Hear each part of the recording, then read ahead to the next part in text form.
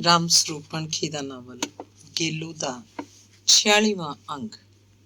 ਤੇ ਫਿਰ ਪੰਜਵੇਂ ਚੌਥੇ ਦਿਨ ਹੀ ਬਲਵੰਤ ਉਹਨਾਂ ਦੇ ਘਰ ਆਉਣ ਦਾ ਜੁਗਾੜ ਬਣਾ ਲੈਂਦਾ।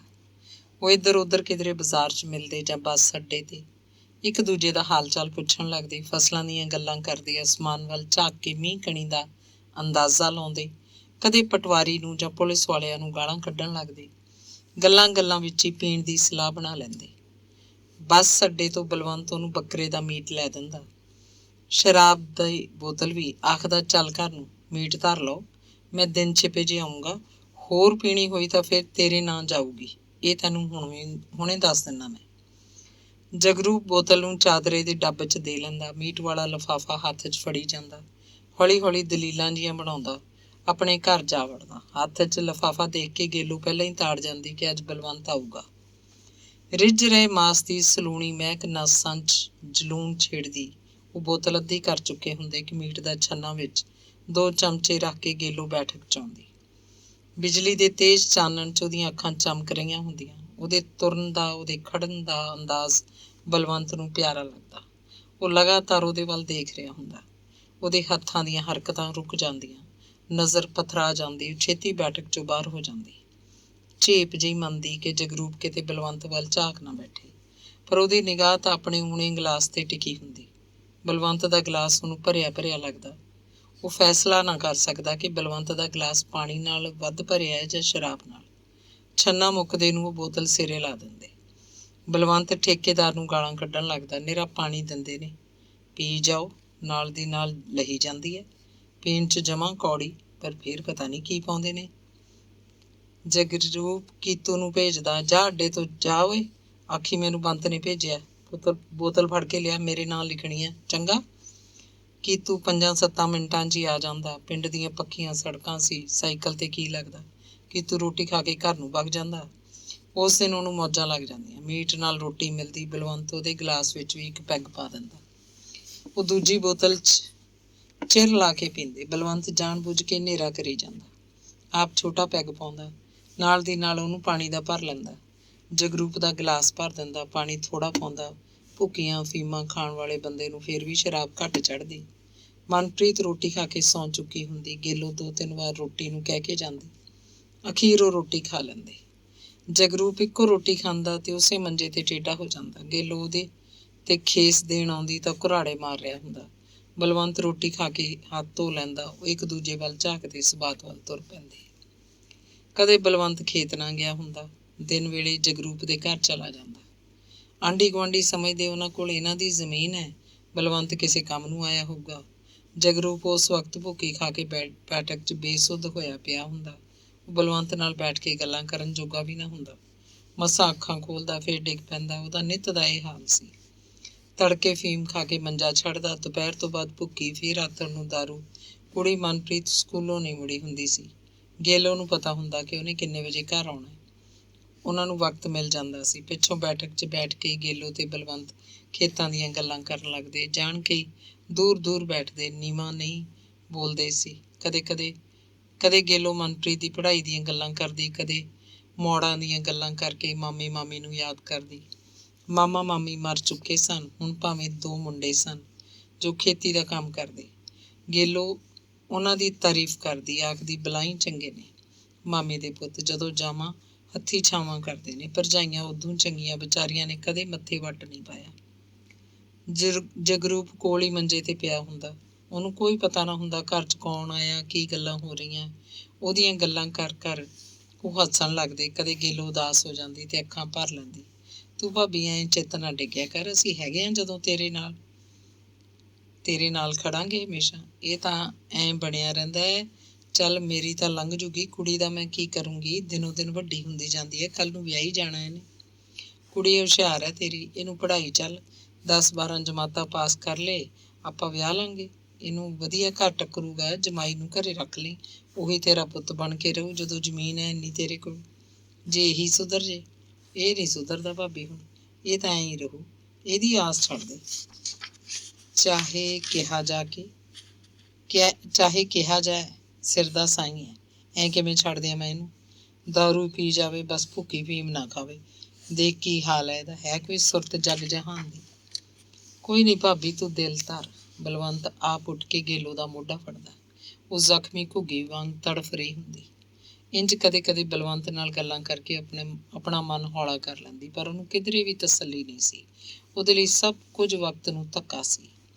ਕੱਲੀ ਬੈਠੀ ਪਿਛਾਂਹ ਨੂੰ ਮੁੜ ਜਾਂਦੀ। ਬਚਿੱਤਰ ਨੂੰ ਉਹਦਾ ਕੋਈ ਸੰਸਾ ਨਹੀਂ ਸੀ। ਜਦੋਂ ਪਿਓ ਬੈਠਾ ਸੀ, ਉਹਨੂੰ ਭੈਣ ਦਾ ਕਾਹਦਾ ਸੰਸਾ ਹੁੰਦਾ। ਪਿਓ ਸੀ ਬਸ, ਉਹਨੂੰ ਪਤਾ ਨਹੀਂ ਕਿਹੜੇ ਮਹਾਰਾਜਾ ਪਟਿਆਲੇ ਦੀ ਉਡੀਕ ਸੀ। ਦੁਨੀਆ ਦਾ ਕੋਈ ਵੀ ਮੁੰਡਾ ਉਹਨੂੰ ਪਸੰਦ ਨਹੀਂ ਸੀ। ਉਹ ਤਾਂ ਬਸ ਉਹਨੂੰ ਵੱਡੀ ਹੁੰਦੀ ਨੂੰ ਦੇਖਦਾ ਰਹਿੰਦਾ। ਇਹੀ ਤਾਂ ਉਮਰ ਹੁੰਦੀ ਹੈ ਕੁੜੀ ਨੂੰ ਉਹਦਾ ਕੋਈ ਹਾਣੀ ਮਿਲੇ। ਉਹਨਾਂ ਝੱਲ ਲੱਲੇ ਜਿਹੇ ਦਿਨਾਂ 'ਚ ਰਾਮਾ ਪਤਾ ਨਹੀਂ ਇਹਨੂੰ ਕਿਵੇਂ ਆ ਟੱਕਰਿਆ। ਫੇਰ ਤਾਂ ਜਿਵੇਂ ਉਹਨਾਂ ਨੂੰ ਕਿਸੇ ਦੀ ਪਰਵਾਹ ਹੀ ਨਹੀਂ ਸੀ। ਕਿਸੇ ਦਾ ਕੋਈ ਭੈ ਨਹੀਂ ਰਹਿ ਗਿਆ ਸੀ। ਕੋਈ ਨਿੰਦ ਵਿਚਾਰ ਨਹੀਂ ਸੀ ਉਹਨਾਂ ਨੂੰ, ਕੋਈ ਰੁਕਾਵਟ ਨਹੀਂ ਸੀ। ਤੇ ਫਿਰ ਇਹਨਾਂ ਸੰਬੰਧਾਂ ਦਾ ਕੋਈ ਭਵਿੱਖ ਵੀ ਨਹੀਂ ਸੀ। ਉਹ ਦੇਹ ਪੱਖੋਂ ਹੌਲੇ ਫੁੱਲ ਹੋ ਕੇ ਅਗਲੇ ਬਿੰਦੀ ਦੁਬਾਰਾ ਭਰਨ ਲੱਗਦੇ। ਇਹ ਸਿਲਸਿਲਾ ਕਿੰਨੇ ਸਾਲ ਜਾਰੀ ਰਹਿਣਾ ਸੀ।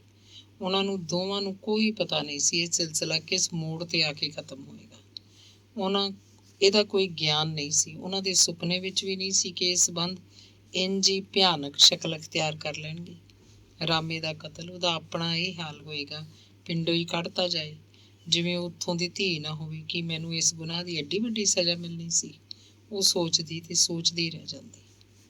ਉਸ ਗੁਨਾਹ ਦੀ ਐਡੀ ਸਜ਼ਾ ਮਿਲੀ ਕਿ ਉਹਨੂੰ ਪਿੰਡੋਂ ਤਾਂ ਕੱਢ ਹੀ ਦਿੱਤਾ ਗਿਆ, ਨਾਲ ਦੀ ਨਾਲ ਉਹਦੇ ਪੱਲੇ ਆ ਟੁੱਟੜਾ ਭੰਗੀ ਪੂਸਦੀ ਪੈ ਗਿਆ। ਸਰੀਰ ਪੱਖੋਂ ਵੀ ਸਾਬਤ ਨਹੀਂ ਸੀ। ਇਹ ਕੁੜੀ ਪਤਾ ਨਹੀਂ ਕਿਵੇਂ ਤੇ ਕਦੋਂ ਉਹਦੇ ਢਿੱਡ ਪੈ ਗਈ। ਨਹੀਂ ਤਾਂ ਉਹਨੂੰ ਕੋਈ ਇੱਕ ਦਿਨ ਵੀ ਯਾਦ ਨਹੀਂ ਜਦੋਂ ਜਗਰੂਪ ਉਹਨੂੰ ਪੂਰਾ ਮਰਦ ਲੱਗਿਆ ਹੋਵੇ। ਟੁੱਟਿਆ ਜਿਹਾ ਇਉਂ ਲੱਗਦਾ ਜਿਵੇਂ ਇੱਕ ਟੰਗ ਚੁੱਕ ਕੇ ਕੁੱਤਾ ਪਿਸ਼ਾਬ ਕਰਦਾ ਹੋਵੇ। ਟੁੱਟੇ ਪੱਟ ਵਾਲਾ ਇਹ ਬਲਵੰਤ ਹੁਣ ਉਹਨੂੰ ਪੂਰਾ ਦੇਹ ਸੁੱਖ ਦਿੰਦਾ। ਬਲਵੰਤ ਕਰਕੇ ਉਹਨੂੰ ਜਗਰੂਪ ਭੁੱਲਿਆ ਹੋਇਆ ਸੀ।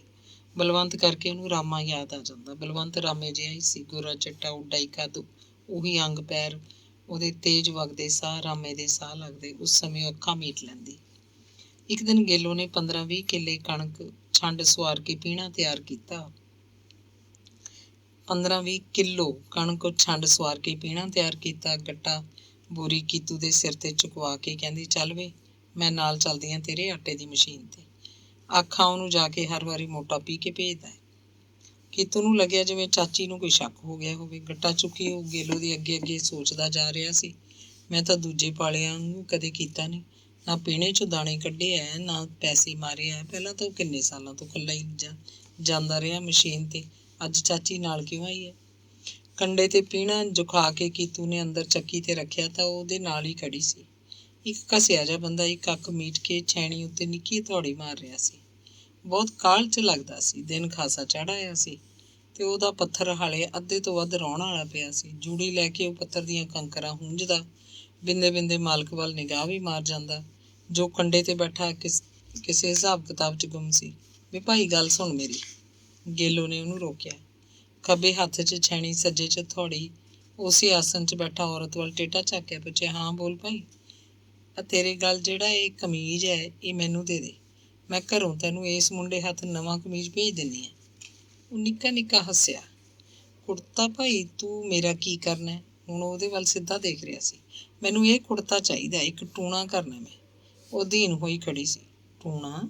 ਟੂਣਾ ਕਿਤੇ ਮੇਰੇ ਤੇ ਨਾ ਪੈ ਜੇ, ਊਂ ਹੀ ਮਾਰਿਆ ਜਾਵਾਂ ਗਰੀਬ। ਮੈਂ ਤਾਂ ਬਾਲ ਬੱਚੇਦਾਰ ਹਾਂ ਭਾਈ। ਨਹੀਂ ਵੀਰਾ, ਤੈਨੂੰ ਕੁਛ ਨਹੀਂ ਹੁੰਦਾ, ਮੈਨੂੰ ਕਿਸੇ ਸਿਆਣੇ ਨੇ ਦੱਸਿਆ। ਤੂੰ ਕੌਣ ਹੈ ਭਾਈ? ਉਹਨੂੰ ਕੋਈ ਸ਼ੱਕ ਸੀ। ਮੈਂ ਤਾਂ ਵੀਰਾ ਸੂਬੇਦਾਰ ਹਿੰਮਤ ਸਿੰਘ ਦੀ ਨੂੰਹ ਹਾਂ, ਜਗਰੂਪ ਦੇ ਘਰੋਂ। ਅੱਛਾ, ਜੂਪੇ ਦੀ ਬਹੂ। ਪਹਿਲਾਂ ਨਹੀਂ ਦੇਖਿਆ ਭਾਈ ਤੈਨੂੰ ਮੈਂ। ਜੂਪਾ ਤਾਂ ਆਉਂਦਾ ਹੁੰਦਾ, ਲਾਲੇ ਕੋਲ ਕਿੰਨਾ ਚਿਰ ਬੈਠਾ ਰਹਿੰਦਾ। ਉਹਨੇ ਗੇਲੋ ਦੇ ਸਰੀਰ ਵੱਲ ਬੜੇ ਗੌਰ ਨਾਲ ਸਿਰ ਤੋਂ ਪੈਰਾਂ ਤੱਕ ਦੇਖਿਆ। ਹਾਂ ਵੀਰਾ, ਫਿਰ ਸੌਰੀ, ਇਹ ਨਵੇਂ ਕਮੀਜ਼ ਨੂੰ ਕੀ ਆ? ਮੇਰੇ ਕੋਲ 2 ਨੇ, ਇੱਕ ਵਾਧੂ ਪਿਆ ਕਿੱਲੇ ਤੇ ਟੰਗਿਆ, ਇਹ ਉਹ ਲੈ ਜਾ। ਮੈਨੂੰ ਨੰਗਾ ਕਾਹਨੂੰ ਕਰਨੀ ਹੈ? ਉਹਨੇ ਵਾਧੂ ਗੱਲ ਨਹੀਂ ਕੀਤੀ। ਉਹਦੀ ਛੈਣੀ ਥੋੜੀ ਫੇਰ ਚੱਲਣ ਲੱਗੀ। ਕਿੱਲੇ ਟੰਗਿਆ ਕੁੜਤਾ ਲੈ ਕੇ ਉਹਨੇ ਗੁੱਛਾ ਮੁੱਛਾ ਕੀਤਾ, ਨੱਕ ਨੂੰ ਲਾ ਲਿਆ। ਕੱਪੜੇ 'ਚ ਆਟੇ ਦੇ ਪਿੰਡੇ ਦੇ ਮੁੜਕੇ ਦੀ ਰਲੀ ਮਿਲੀ ਬੋ ਸੀ, ਇੱਕ ਜਾਣੀ ਪਛਾਣੀ ਬੋ। ਥਾਂ ਖੜੀ ਦਾ ਉਹਦਾ ਸਰੀਰ ਜਿਵੇਂ ਪਿਘਲਣ ਲੱਗਿਆ ਹੋਵੇ। ਉਹਨੂੰ ਲੱਗਿਆ ਉਹ ਚੱਠੀ ਗੁੱਜਰਮਲ ਦੀ ਮਸ਼ੀਨ 'ਚ ਆਟਾ ਚੱਕੀ ਵਾਲੇ ਕਮਰੇ ਵਿੱਚ ਘਰ ਖੜੀ ਹੈ। ਲੱਕੜ ਦੇ ਫੱਟਿਆਂ ਦੀ ਛੱਤ ਉੱਤੇ ਪੀਣੇ ਦੀਆਂ ਬੋਰੀਆਂ ਦਾ ਢੇਰ, ਚੱਕੀ ਦੀ ਟੀਪ ਦਾ ਉਹੀ ਨੀਲਾ ਰੰਗ, ਉੱਡਾ ਹੀ ਕਮਰੇ ਦੇ ਲੈਂਟਰ ਤੋਂ ਥੱਲੇ ਲਟਕਦੇ ਮੱਕੜੀਆਂ ਦੇ ਚਿੱਟੇ ਜਾਲੇ। ਇਸ ਕਮਰੇ 'ਚੋਂ ਕਿੰਨੀ ਵਾਰ ਰਾਮੇ ਕੋਲ ਵੱਡੇ ਤੜਕੇ ਆਈ ਸੀ। 2-3 ਦਿਨਾਂ ਬਾਅਦ ਜਦੋਂ ਇੱਕ ਆਥਣ ਬਲਵੰਤ ਉਹਨਾਂ ਦੇ ਘਰ ਆਇਆ ਤਾਂ ਪਹਿਲਾਂ ਵਾਂਗ ਹੀ ਚੁੱਲ੍ਹੇ ਤੇ ਬੱਕਰੇ ਦਾ ਮਾਸ ਰਿੱਝਣ ਲੱਗਿਆ। ਪਹਿਲਾਂ ਵਾਂਗ ਹੀ ਉਹ ਬੈਠਕ 'ਚ ਬੈਠ ਕੇ ਪੀ ਰਹੇ ਸੀ। ਉਹ ਪਹਿਲਾਂ ਵਾਂਗ ਹੀ ਬੈਠਕ 'ਚ ਮੀਟ ਦਾ ਛੰਨਾ ਲੈ ਕੇ ਗਈ। ਪਹਿਲਾਂ ਵਾਂਗ ਹੀ ਉਹਨਾਂ ਦੋਨਾਂ ਨੇ ਰੋਟੀ ਖਾਧੀ। ਜਗਰੂਪ ਆਪਣੇ ਮੰਜੇ ਤੇ ਲੁੜਕ ਗਿਆ ਸੀ। ਮਨਪ੍ਰੀਤ ਸੌਂ ਚੁੱਕੀ ਸੀ। ਪਹਿਲਾਂ ਵਾਂਗ ਹੀ ਬਲਵੰਤ ਉਹਦੇ ਨਾਲ ਸਬਾਤ 'ਚ ਆਇਆ ਸੀ। ਉਹਦੇ ਗਲ ਦਾ ਕੁੜਤਾ ਲਾਉਣ ਲੱਗੀ। ਉਹ ਦੇਖੀ ਜਾ ਰਿਹਾ ਸੀ। ਕੰਧ ਉੱਤੇ ਮੱਧਮ ਰੌਸ਼ਨੀ ਦਾ ਬਲਬ ਜਗ ਰਿਹਾ ਸੀ। ਉਹਨੇ ਬਲਵੰਤ ਨੂੰ ਆਟਾ ਚੱਕੀ ਵਾਲਾ ਕੁੜਤਾ ਦਿੱਤਾ। ਕਾਹਲ ਨਾਲ ਕਿਹਾ, ਆਹ ਪਾ ਪਹਿਲਾਂ। ਕੁੜਤਾ ਤਾਂ ਉਹਨੇ ਪਾ ਲਿਆ। ਉਹਦੇ ਨੱਕ ਨੂੰ ਗਲੇ ਸੜੇ ਆਟੇ ਦੀ ਬਦਬੂ ਚੜੀ ਤਾਂ ਉਹ ਖੰਘਣ ਲੱਗ ਪਿਆ। ਬੋਲਿਆ, ਇਹ ਕੀ ਨਵਾਂ ਟਟਵੈਰ ਖੜਾ ਕਰਤਾ? ਬਸ ਇਹ ਪਾਈ ਰੱਖ। ਗੇਲੂ ਦੀਆਂ ਅੱਖਾਂ ਬੰਦ ਸੀ। ਉਹ ਪਤਾ ਨਹੀਂ ਕਿੱਥੇ ਪਹੁੰਚੀ ਹੋਈ ਸੀ। ਤੇ ਫਿਰ ਬਲਵੰਤ ਜਦੋਂ ਵੀ ਗੇਲੂ ਕੋਲ ਆਉਂਦਾ ਪਹਿਲਾਂ ਉਹਨੂੰ ਉਹੀ ਗਲਿਆ ਸੜਿਆ ਕਮੀਜ਼ ਗਲ ਪਾਉਣਾ ਪੈਂਦਾ। ਉਹ ਹੱਸਦਾ ਵੀ ਰਹਿੰਦਾ, ਹੈਰਾਨ ਵੀ ਹੁੰਦਾ। ਅੰਗ 47। ਬਲਵੰਤ ਰਾਮਪੁਰਾ ਫੂਲ ਕੋਲ ਜੈਠੂ ਕੇ ਪਿੰਡ ਵਿਆਹਿਆ ਹੋਇਆ ਸੀ। ਇਸ ਪਿੰਡ ਦਾ ਆਪਣਾ ਰੇਲਵੇ ਸਟੇਸ਼ਨ ਸੀ। ਬਰਨਾਲਾ ਬਠਿੰਡਾ ਮੇਨ ਸੜਕ ਪਿੰਡ ਤੋਂ ਸਿਰਫ ਅੱਧਾ ਮੀਲ ਦੂਰ ਸੀ। ਪਿੰਡ ਦੇ ਅੱਧਿਓਂ ਬਹੁਤੇ ਘਰ ਮਲਾਇਆ ਹੋ ਕੇ ਮੁੜੇ ਸੀ। ਜ਼ਮੀਨਾਂ ਚੰਗੀਆਂ ਸੀ। ਨਹਿਰੀ ਪਾਣੀ ਘੱਟ ਸੀ। ਮੋਟਰਾਂ ਬਹੁਤੀਆਂ ਸੀ। ਲੋਕ ਕੰਮ ਕਰਕੇ ਖੁਸ਼ਹਾਲ ਸੀ। ਪਿੰਡ ਬਹੁਤਾ ਵੱਡਾ ਨਹੀਂ ਸੀ। ਬਲਵੰਤ ਦੀ ਬਹੂ ਮਾਪਿਆਂ ਦੀ ਇੱਕੋ ਇੱਕ ਧੀ ਸੀ। ਉਹਦੇ 2 ਭਰਾ ਸੀ, ਉਹ ਤੋਂ ਵੱਡੇ। ਇਹ ਚੰਗਾ ਖਾਂਦਾ ਪੀਂਦਾ ਘਰ ਸੀ। ਮਾਂ ਪਿਓ ਚਾਹੇ ਨਹੀਂ ਸੀ, ਪਰ ਭਰਾਵਾਂ ਨੇ ਦਿੱਤਾ ਬਹੁਤ। ਸੁਰਜੀਤ ਅਨਪੜ੍ਹ ਸੀ। ਵਿਆਹ ਤੱਕ ਦਾਜ ਹੀ ਤਿਆਰ ਕਰਦੀ ਰਹੀ। ਦਰੀਆਂ, ਖੇਸ, ਚਾਦਰਾਂ, ਸਰਾਣੇ, ਹੋਰ ਨਿੱਕ ਸੁੱਖ ਦਾ ਢੇਰ ਲਾਤਾ ਭਰਾਵਾਂ ਨੇ। ਉਹਨੂੰ ਵੱਡੀ ਉਮਰ ਦਾ ਕਰਕੇ ਵਿਆਹਿਆ ਸੀ। ਉਦੋਂ ਤੱਕ ਉਹਦੇ ਨਾਲ ਦੀਆਂ ਕੁੜੀਆਂ ਦੇ 2-2 ਜਵਾਕ ਜੰਮੀ ਬੈਠੀਆਂ ਸੀ। ਵਿਆਹ ਨਾ ਹੋਣ ਕਰਕੇ ਉਹਦਾ ਸੁਭਾਅ ਚਿੜਚਿੜਾ ਬਣ ਚੁੱਕਿਆ ਸੀ। ਐਵੇਂ ਭਰਜਾਈਆਂ ਨਾਲ ਖਿਝੀ ਰਹਿੰਦੀ। ਭਤੀਜੇ ਭਤੀਜੀਆਂ ਨੂੰ ਕੁੱਟ ਦਿੰਦੀ। 2-2 ਡੰਗ ਰੋਟੀ ਨਾ ਖਾਂਦੀ। ਭਾਂਡੇ ਚਲਾ ਮਾਰਦੀ। ਇੰਜ ਕਰਨਾ ਫਿਰ ਉਹਦੀ ਆਦਤ ਬਣ ਗਈ।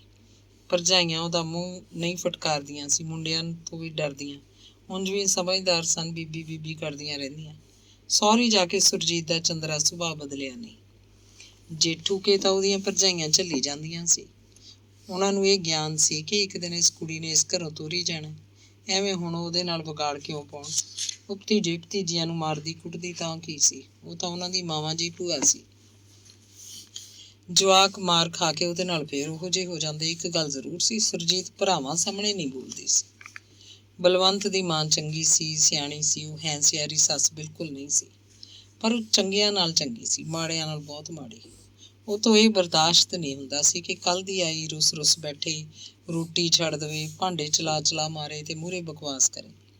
ਬਲਵੰਤ ਦੀ ਮਾਂ ਨੇ ਗੱਲੀਂ ਬਾਤੀਂ ਸੁਰਜੀਤ ਨੂੰ ਸਿੱਧਾ ਕਰਨਾ ਚਾਹਿਆ। ਸੁਰਜੀਤ ਰੋਣ ਬੈਠ ਜਾਂਦੀ, ਅੱਖਾਂ ਸੁਜਾ ਲੈਂਦੀ। ਬਲਵੰਤ ਦੀ ਮਾਂ ਨੂੰ ਉਹ ਡਰਾਮੇ ਕਰਦੀ ਲੱਗਦੀ। ਰੋ ਕਿਹਨੂੰ ਦਿਖਾਉਣੀ? ਕਿੱਥੋਂ ਆ ਗਈ ਤੂੰ ਗਏ ਘਰ ਦੀ? ਨਹੀਂ ਤਾਂ ਕਲੇਸ਼ ਖੜਾ ਰੱਖਦੀਆਂ, ਰੱਸਾ ਲਾ ਦੂੰ ਮੈਂ ਭਰਾਵਾਂ ਪਿੱਟੀ ਦਾ। ਇੱਕ ਦਿਨ ਬਲਵੰਤ ਦੀ ਮਾਂ ਤੋਂ ਆਖਿਆ ਗਿਆ। ਸੁਰਜੀਤ ਚੈਨੀ ਝਾਲ ਕੇ ਤੇ ਉਹ ਤਾਂ ਭੜਕ ਪਈ। 7 ਵੱਡੇ ਖੂਹ ਨੂੰ ਭੱਜ ਪਈ। ਸਿਰ ਦੀ ਚੁੰਨੀ ਰਾਹ 'ਚ ਹੀ ਕਿਧਰੇ ਡਿੱਗ ਪਈ। ਬੰਦੇ ਤੁਰਤ ਉਹਦੇ ਮਗਰ ਦੌੜੇ ਗਏ ਤੇ ਉਹਨੂੰ ਐਨ ਖੂਹ ਦੀ ਮੌਣ ਨੇੜਿਓਂ ਫੜ ਲਿਆ।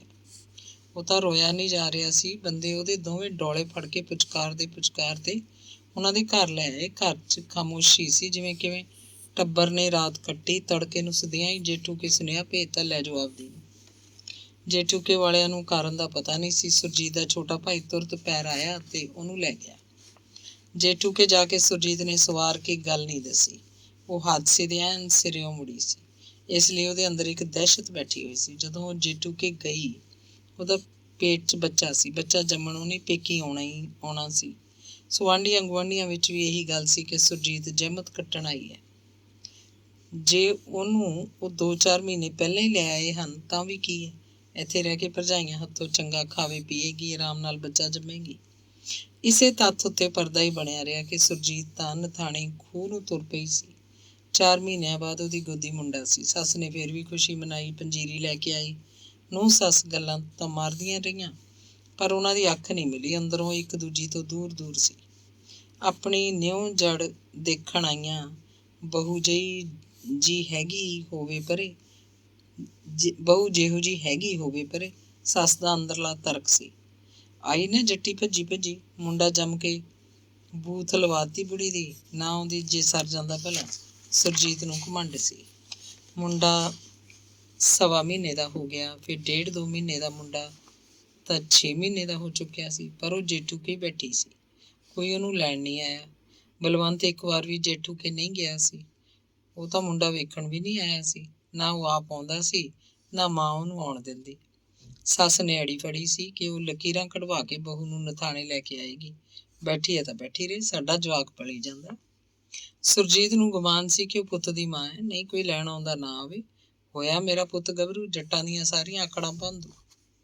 ਉਹ 1 ਸਾਲ ਪੇਕੀ ਬੈਠੀ ਰਹੀ, ਫਿਰ 2 ਸਾਲ ਦੋਵਾਂ ਪਿੰਡਾਂ 'ਚ ਘੁਸਰ ਮੁਸਰ ਹੋਣ ਲੱਗੀ। ਜੇਠੂਕਿਆਂ ਵਾਲੇ ਆਖਦੇ ਸੀ ਇਹਨਾਂ ਦੀ ਕੁੜੀ ਛੱਡਤੀ, ਨਹੀਂ ਤਾਂ ਇੰਨੇ ਸਾਲ ਹੋ ਗਏ ਪੇਕਿਆਂ ਬਾਹਰ ਬੈਠੀ ਹੈ, ਕੋਈ ਲੈਣ ਨਹੀਂ ਆਇਆ। ਇਹਨੂੰ ਪ੍ਰਾਹੁਣੇ ਨੇ ਕਦੇ ਗੇੜਾ ਨਹੀਂ ਮਾਰਿਆ, ਜ਼ਰੂਰ ਕੋਈ ਨੁਕਸ ਹੈ ਕੁੜੀ 'ਚ। ਨਥਾਣੇ ਵਾਲੇ ਆਖਦੇ ਬਹੂ ਛੱਡਤੀ ਇਹਨਾਂ ਨੇ, ਮੁੰਡਾ ਹੈ ਗੋਦੀ ਲਿਆਉਂਦੇ ਕਿਉਂ ਨਹੀਂ, ਜ਼ਰੂਰ ਕੋਈ ਘੰਡੀ ਫਸੀ ਹੋਈ ਹੈ। ਜੇਠੂਕਿਆਂ ਦਾ ਆਂਢ ਗੁਆਂਢ ਸਲਾਹ ਦਿੰਦਾ, ਉਹਨਾਂ ਦਾ ਕੋਈ ਨਹੀਂ ਆਉਂਦਾ, ਆਪ ਛੱਡ ਜਾਓ, ਆਓ ਜਾ ਕੇ। ਆਹ ਖੜਾ ਨਥਾਣਾ, ਬਹੁਤੇ ਦਿਨ ਪੈ ਗਏ ਤਾਂ ਕਹਾਣੀ ਵਿਗੜ ਜੂ ਭਾਈ, ਫਿਰ ਗੱਲ ਹੱਥ ਨਹੀਂ ਆਉਣੀ। ਗੋਦੀ ਮੁੰਡਾ ਸੁੱਖ ਨਾਲ ਜਾਵੇ ਆਪਦੇ ਘਰ ਨੂੰ। ਨਥਾਣੇ ਵਾਲੇ ਉਹਨਾਂ ਦੇ ਖਰੇ ਪਿਆਰਿਆਂ ਦਾ ਸੁਝਾਅ ਸੀ, ਜਾਓ ਭਾਈ ਲੈ ਕੇ ਆਓ ਬਹੂ ਨੂੰ। ਘਰ ਦੀ ਨਿਉ ਜੜ, ਮੁੰਡਾ 2 ਸਾਲਾਂ ਤੋਂ ਉੱਤੇ ਹੈ, ਕਿਉਂ ਰੱਖ ਛੱਡਿਆ ਨਾਨਕੀ। ਇੱਥੇ ਆਵੇ ਤਾਂ ਟੱਬਰ 'ਚ ਮੋਹ ਪਵੇ ਉਹਦਾ। ਕੋਈ ਗੁੱਜਾ ਗੁੱਝਾਈ ਵੀ ਆਖ ਦਿੰਦਾ, ਜੱਟਾਂ ਦਾ ਕੀ ਹੁੰਦਾ, ਸਣੇ ਮੁੰਡਾ ਹੋਰ ਕਿਤੇ ਬਿਠਾ ਦੇਣਗੇ, ਫੇਰ ਕੀ ਪੂਛ ਫੜ ਲਾਉਂਗੇ ਉਹਨਾਂ ਦੀ। ਕਾਨੂੰਨ ਤਾਂ ਕੁੜੀ ਵਾਲਿਆਂ ਮਗਰ ਜਾਂਦੇ ਨੇ, 100 ਪੁੱਠਾ ਸਿੱਧਾ ਬਿਆਨ ਦਵਾ ਦਿੰਦੇ ਨੇ ਵਕੀਲ ਕਚਹਿਰੀ ਜਾ ਕੇ। ਪਰ ਦੋਵੇਂ ਪਾਸੇ ਜਿਵੇਂ ਪਾਣੀ ਸੁੱਤੇ ਪਏ ਹੋਣ। ਲੋਕਾਂ ਦੀਆਂ ਗੱਲਾਂ ਕੰਨੀ ਪੈਣ ਲੱਗੀਆਂ ਤਾਂ ਸੁਰਜੀਤ ਦੇ ਭਰਾਵਾਂ ਨੂੰ ਫਿਕਰ ਖੜਾ ਹੋ ਗਿਆ।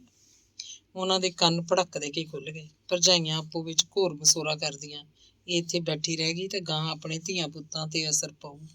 ਭਾਈ ਤੋਰੋ ਬੀਬੀ ਨੂੰ ਤਾਂ। ਤੇ ਫਿਰ ਸਾਰੇ ਟੱਬਰ ਨੇ ਇੱਕ ਦਿਨ ਫੈਸਲਾ ਕੀਤਾ। 5-4 ਦਿਨਾਂ ਵਿੱਚ ਹੀ ਭਰਜਾਈਆਂ ਨੇ ਮਾਂ ਪੁੱਤ ਦਾ ਲੀੜਾ ਕੱਪੜਾ ਤਿਆਰ ਕਰਤਾ। ਸ਼ੂਸ਼ਕ ਦਾ ਲਕਾ ਤੁਕਾ ਸੁਰਜੀਤ ਦਾ ਛੋਟਾ ਭਰਾ ਜਗਜੀਤ ਮਰੂਤੀ ਗੱਡੀ ਕਰਾ ਕੇ ਉਹਨੂੰ ਨਥਾਣੇ ਛੱਡ ਆਇਆ। ਉਹਨਾਂ ਨੇ ਸੁਰਜੀਤ ਦਾ ਕੋਈ ਸਵਾਗਤ ਨਹੀਂ ਕੀਤਾ। ਜਗਜੀਤ ਨੂੰ ਚੰਗਾ ਪਾਣੀ ਤਾਂ ਨਹੀਂ ਪਿਆਇਆ। ਫਿਰ ਸੱਸ ਨੇ ਮੁੰਡਾ ਗੋਦੀ ਚੁੱਕ ਲਿਆ।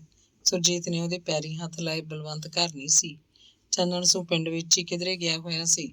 ਜਗਜੀਤ ਦੇ ਬੇਸ਼ਰਮੀ ਦੇ ਬੋਲ ਸੀ, ਮੈਂ ਕਿਹਾ ਤੁਹਾਡਾ ਤਾਂ ਕੋਈ ਆਇਆ ਨਾ, ਮੈਂ ਆਪ ਹੀ ਛੱਡ ਆਉਣਾ ਭੈਣ ਨੂੰ। ਬਲਵੰਤ ਦੀ ਮਾਂ ਨੇ ਕੋਈ ਹੁੰਗਾਰਾ ਨਹੀਂ ਭਰਿਆ, ਮੁੰਡੇ ਨੂੰ ਬਸ ਝੂਠੀਆਂ ਲੋਰੀਆਂ ਦੇ ਰਹੀ ਸੀ। ਜਗਜੀਤ ਚਾਹ ਪੀ ਕੇ ਉੱਠ ਖੜਾ ਹੋਇਆ, ਚੰਗਾ ਮਾਸੀ ਚੱਲਦਾ ਮੈਂ ਤਾਂ, ਕਾਰ ਵਾਲੇ ਨੇ ਹੋਰ ਸਵਾਰੀ ਚੱਕਣੀ ਹੈ। ਚੰਗਾ ਭਾਈ, ਸੱਸ ਦੇ ਮੂੰਹ ਬੋਲ ਨਿਕਲਿਆ।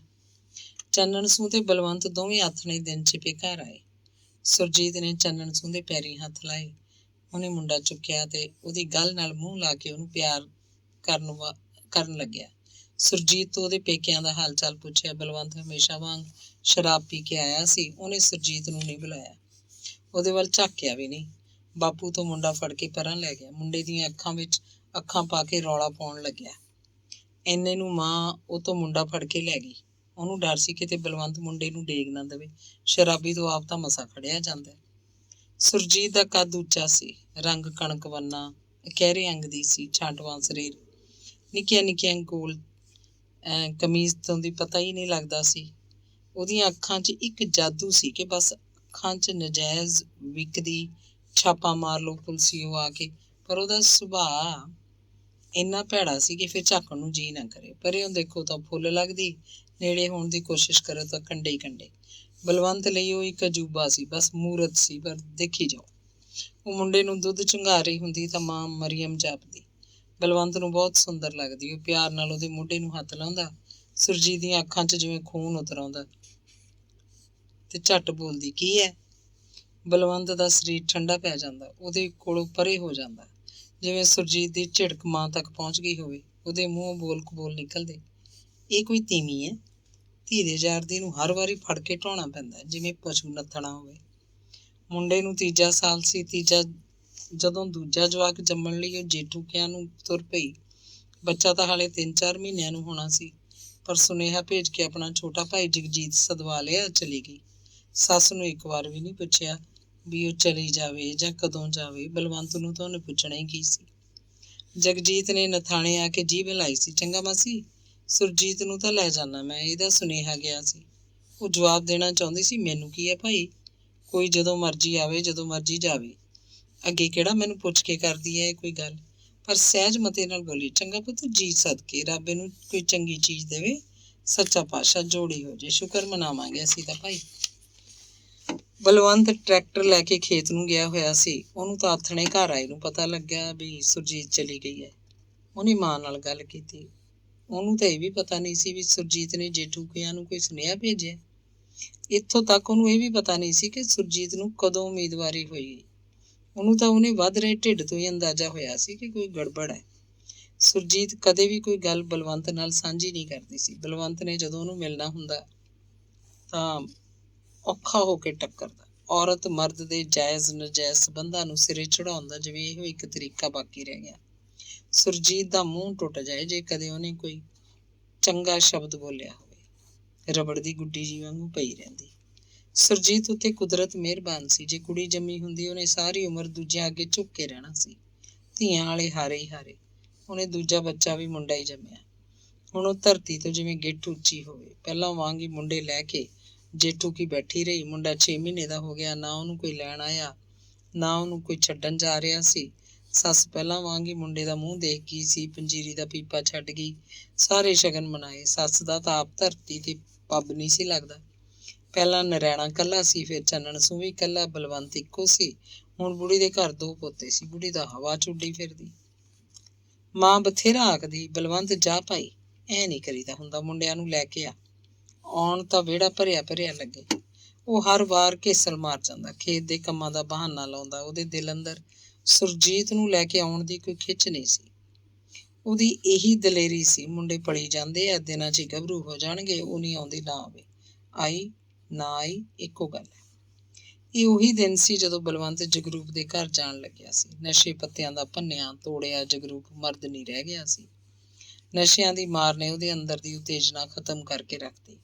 ਗੋਰਾ ਭਖਵਾਂ ਰੰਗ, ਸਿਰ ਤੇੜ, ਕਾਲੀ ਪੱਗ ਤੇ ਕਾਲੀ ਜੀਨ, ਮੈਲਾ ਨਸੁਹਾਰੀ ਟੀ-ਸ਼ਰਟ, ਪੈਰਾਂ 'ਚ ਵੱਡੇ ਵੱਡੇ ਕਾਲੇ ਚਿੱਟੇ ਤਸਮੇਦਾਰ ਬੂਟ, ਅੱਖਾਂ ਤੇ ਕਾਲੀਆਂ ਐਨਕਾਂ, ਚੂਰਾ ਪੋਸਤ ਦੀਆਂ ਥੈਲੀਆਂ ਭਰ ਕੇ ਜਦੋਂ ਇਹ ਪੌਣੇ 6 ਫੁੱਟਾ ਨੌਜਵਾਨ ਮੋਟਰਸਾਈਕਲ ਦਾ ਖੜਕਾਟ ਪਾਉਂਦਾ ਪਿੰਡ ਵੜਦਾ ਤਾਂ ਅਮਲੀਆਂ ਦੇ ਕੰਨ ਖੜੇ ਹੋ ਜਾਂਦੇ।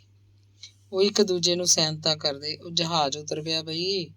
ਪਿੰਡ 'ਚ ਇਸ ਮੋਟਰਸਾਈਕਲ ਦੇ 5 ਗੁਪਤ ਅੱਡੇ ਬਣੇ ਹੋਏ ਸੀ।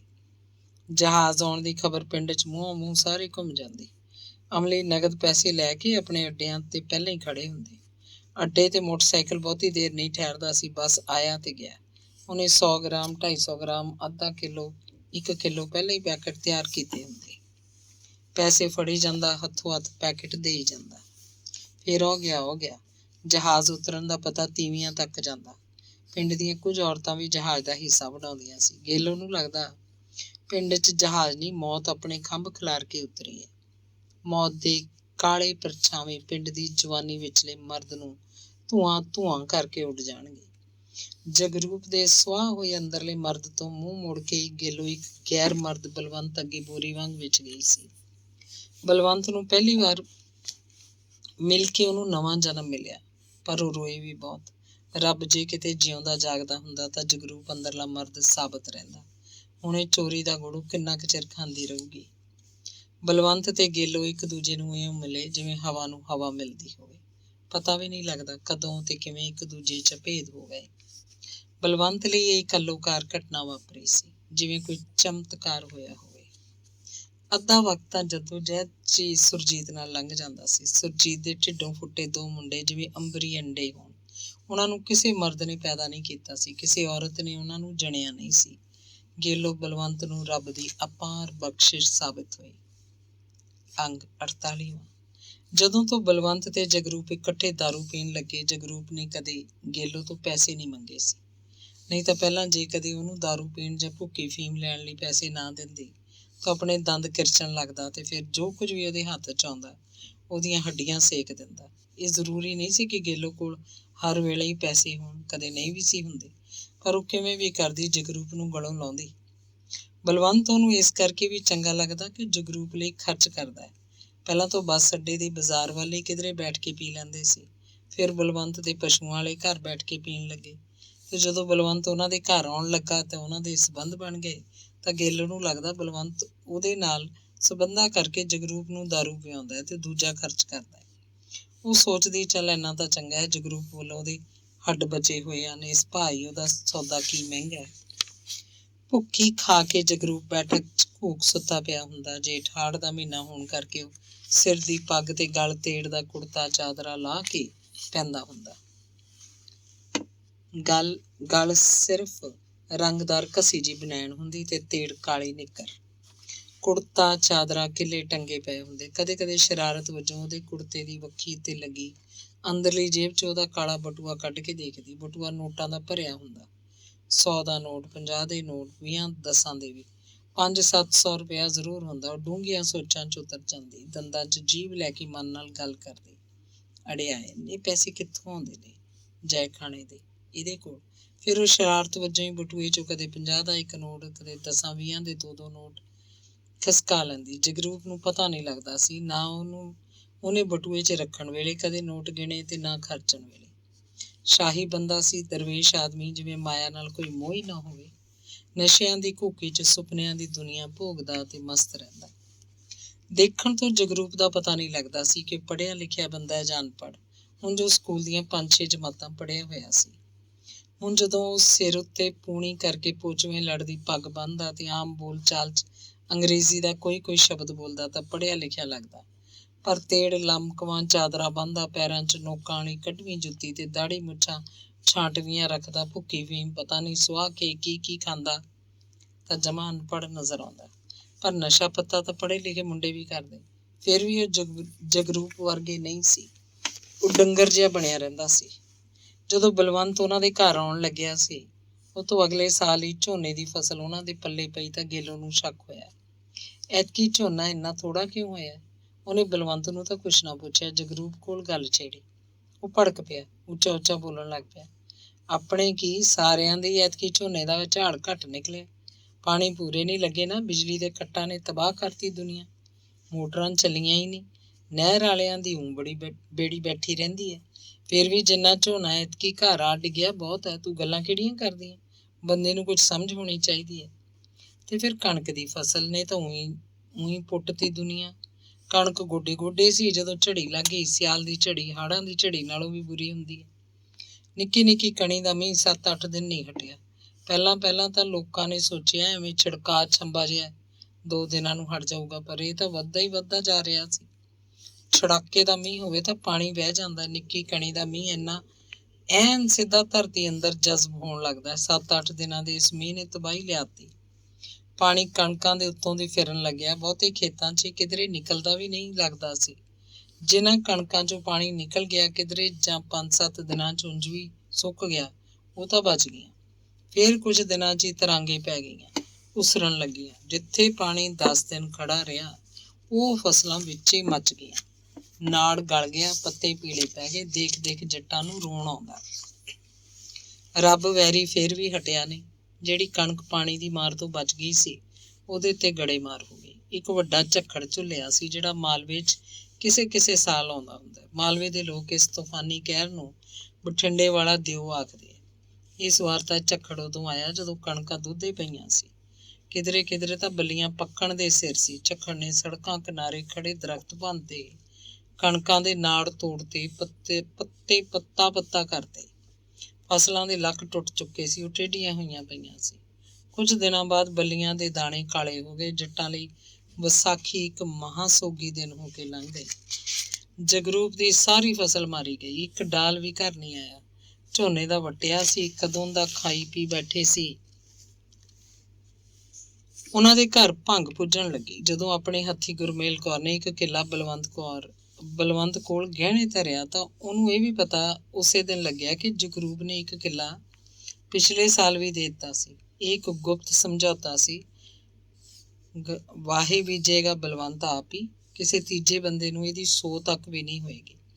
ਗੁਰਮੇਲ ਕੌਰ ਦੇ ਕੰਨ ਭੜਕ ਦੇ ਕੇ ਖੁੱਲ੍ਹ ਗਏ। ਮੈਂ ਵੀ ਆਖਾਂ ਅੜਿਆ, ਇਹ ਜੂਪਾ ਵੈਰੀ ਹੁਣ ਉਹ ਤੋਂ ਕਦੇ ਪੈਸੇ ਕਿਉਂ ਨਹੀਂ ਮੰਗਦਾ?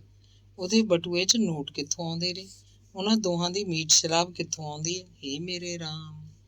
ਘਰ ਦੇ ਸੁੰਨੇ ਖੂੰਜੇ 'ਚ ਜਾ ਕੇ ਗੁਰਮੇਲ ਕੌਰ ਨੇ ਆਪਣੀ ਛਾਤੀ, ਆਪਣੇ ਪੱਟ ਧੋਤੜ ਮਾਰ ਲਾਲ ਕਰ ਲਏ।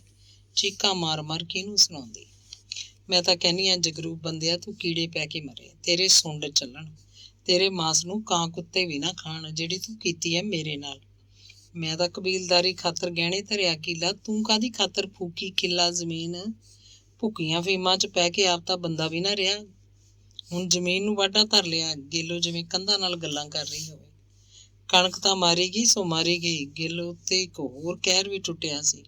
ਝੜੀ ਦੇ ਦਿਨਾਂ 'ਚ ਉਹਦੀ ਮੱਝ ਵੀ ਨਾ ਰਹੀ। ਪਤਾ ਨਹੀਂ ਕੀ ਅਲਮਾਂ ਸਲਮਾਂ ਖਾ ਗਈ, ਆਫਰ ਗਈ, ਮਰ ਗਈ। ਮੱਝ ਤਾਂ ਉਹਦਾ ਅੱਧਾ ਟੱਬਰ ਸੀ, ਜਿਵੇਂ ਘਰ ਦਾ ਕੋਈ ਜੀਅ ਨੁਕਸਾਨਿਆ ਗਿਆ ਹੋਵੇ।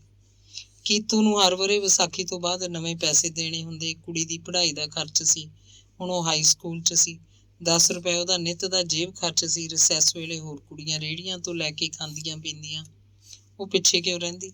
ਉਹ ਤਾਂ ਮਾਂ ਦੀ ਇੱਕੋ ਇੱਕ ਲਾਡਲੀ ਧੀ ਸੀ। ਤੇ ਫਿਰ ਮਨਪ੍ਰੀਤ ਨੇ ਨਵੇਂ ਸਾਲ 'ਚ ਨਵੇਂ ਸੂਟ ਵੀ ਤਾਂ ਲੈਣੇ ਸੀ।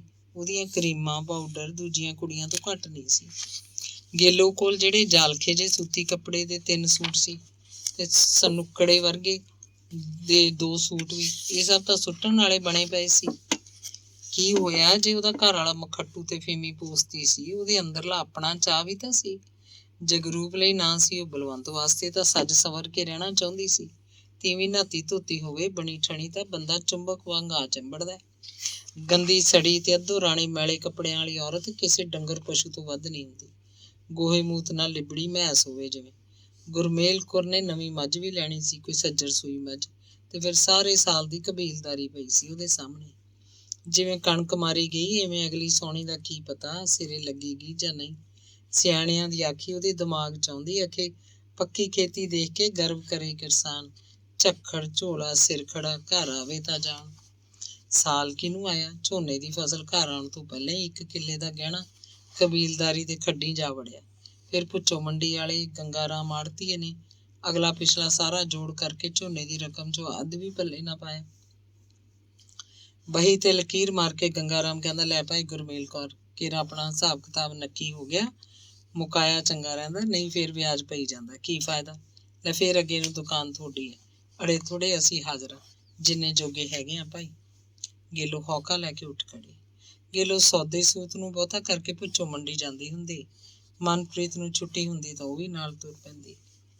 ਜੱਟ ਦੀ ਕਬੀਲਦਾਰੀ ਇੰਨਾ ਖੂਹ ਹੁੰਦਾ, ਛੋਟਾ ਕਿਸਾਨ ਜਿੰਨੀ ਮਰਜ਼ੀ ਦੇ ਤੋੜੇ, ਜਿੰਨੀ ਵੀ ਕਮਾਈ ਕਰੇ, ਖੂਹ ਭਰਦਾ ਨਹੀਂ। ਘਰ ਦੀਆਂ ਲੋੜਾਂ ਇੱਕ ਪਾਸੇ, ਪਿੰਡ ਦਾ ਭਾਈਚਾਰਕ ਲੈਣ ਦੇਣ, ਰਿਸ਼ਤੇਦਾਰੀਆਂ ਦੇ ਮਾਮਲੇ, ਕਿਸੇ ਦਾ ਬੁੜਾ ਬੁੜੀ ਮਰ ਗਏ ਤਾਂ ਖਰਚ, ਮੁੰਡੇ ਕੁੜੀਆਂ ਦੇ ਵਿਆਹ। ਗੇਲੋ ਦੀ ਚਾਹੇ ਇੱਕੋ ਸਕੀਰੀ ਸੀ, ਮੋੜਾਂ ਵਾਲੇ। ਪਰ ਜਗਰੂਪ ਦੇ ਨਾਨਕੇ ਸਨ, ਭੂਆ ਮਾਸੀਆਂ ਸਨ। ਸਕੀਆਂ ਨਾ ਹੋਣ ਤਾਂ ਤਾਇਆ ਚਾਚਿਆਂ ਦੀਆਂ ਕੁੜੀਆਂ ਵੀ ਕਈ ਵਾਰ ਵਰਤਦੀਆਂ ਰਹਿੰਦੀਆਂ। ਸਕੀਰੀ ਵਰਤ ਵਰਤਾਵੇ ਦੀ, ਕਦੇ ਕਦੇ ਸਕੇ ਵੀ ਨਹੀਂ ਵਰਤਦੇ। ਨਿੱਕੀ ਜਿਹੀ ਕਿਸੇ ਗੱਲ ਤੇ ਬਿੜੋਂ ਪੈ ਜਾਂਦੀ ਹੈ। ਤੇ ਜਿਸ ਘਰ ਦਾ ਸਾਵਾਂ ਬੰਦਾ ਨਾ ਕਮਾਉਂਦਾ ਹੋਵੇ, ਉਹ ਘਰ ਤਾਂ ਗਰਕਿਆ ਹੀ ਸਮਝੋ। ਜਗਰੂਪ ਦੇ ਲੱਛਣ ਇਹੀ ਸੀ। ਸੂਬੇਦਾਰ ਹਿੰਮਤ ਸਿੰਘ ਦਾ ਬੰਨਿਆ ਆਏ ਘਰ ਬਾਰ ਇੱਕ ਦਿਨ ਗਰਕ ਹੀ ਜਾਵੇ। ਬਲਵੰਤ ਉਹਨੂੰ ਪਹਿਲਾਂ ਵਾਂਗ ਹੀ ਖਰਚਣ ਲਈ ਖੁੱਲ੍ਹਾ ਪੈਸਾ ਦਿੰਦਾ ਸੀ। ਆਪਣੀ ਡਾਇਰੀ 'ਚ ਸਦਾ ਵਾਂਗ ਬਲਵੰਤ ਜਗਰੂਪ ਨੂੰ ਦਿੱਤੇ ਪੈਸਿਆਂ ਦਾ ਜੋੜ ਕਰਦਾ ਤੇ ਉਹਦੇ ਦਸਖਤ ਕਰਵਾ ਲੈਂਦਾ। ਗੇਲੋ ਦੀਆਂ ਲੜਾਈਆਂ ਕਿਸੇ ਕੰਮ ਨਾ ਆਉਂਦੀਆਂ। ਜਦੋਂ ਬਲਵੰਤ ਉਹਨਾਂ ਦੇ ਘਰ ਆਉਂਦਾ, ਉਹਦੇ ਨਾਲ ਦੂਰੋਂ ਦੂਰੋਂ ਹੁੰਦੀ, ਉਹਨੂੰ ਸਿੱਧੀਆਂ ਗਾਲਾਂ ਕੱਢਦੀ, ਆਖਦੀ, ਤੂੰ ਗਿਰ ਜਾਏ ਗਿਰਜ, ਸਾਡੀ ਜ਼ਮੀਨ ਹੜਪ ਕਰੀ ਜਾਂਦਾ ਹੈ, ਮੇਰਾ ਮਾਸ ਵੀ ਦੂਰੀ ਮਾਰ ਕਰਦਾ ਬਘਿਆੜਾ, ਕੁਛ ਤਾਂ ਸੋਚ ਕੁੱਤਿਆਂ, ਮੈਨੂੰ ਤਾਂ ਬਖਸ਼ ਦੇ ਪਾਪੀਆ। ਪਰ ਬਲਵੰਤ ਉਹਦੀ ਇੱਕ ਵੀ ਨਹੀਂ ਸੁਣਦਾ ਸੀ, ਹੱਸਦਾ ਰਹਿੰਦਾ। ਉਹਦੀਆਂ ਗਾਲਾਂ ਸੁਣ ਕੇ ਮੱਥੇ ਵੱਟ ਨਾ ਪਾਉਂਦਾ, ਉਹਦੀ ਬਾਂਹ ਮਰੋੜਦਾ। ਅਗਲੇ 2 ਸਾਲ ਮਾਲਵੇ 'ਚ ਫਸਲਾਂ ਮਾਰੀਆਂ ਜਾਂਦੀਆਂ ਰਹੀਆਂ।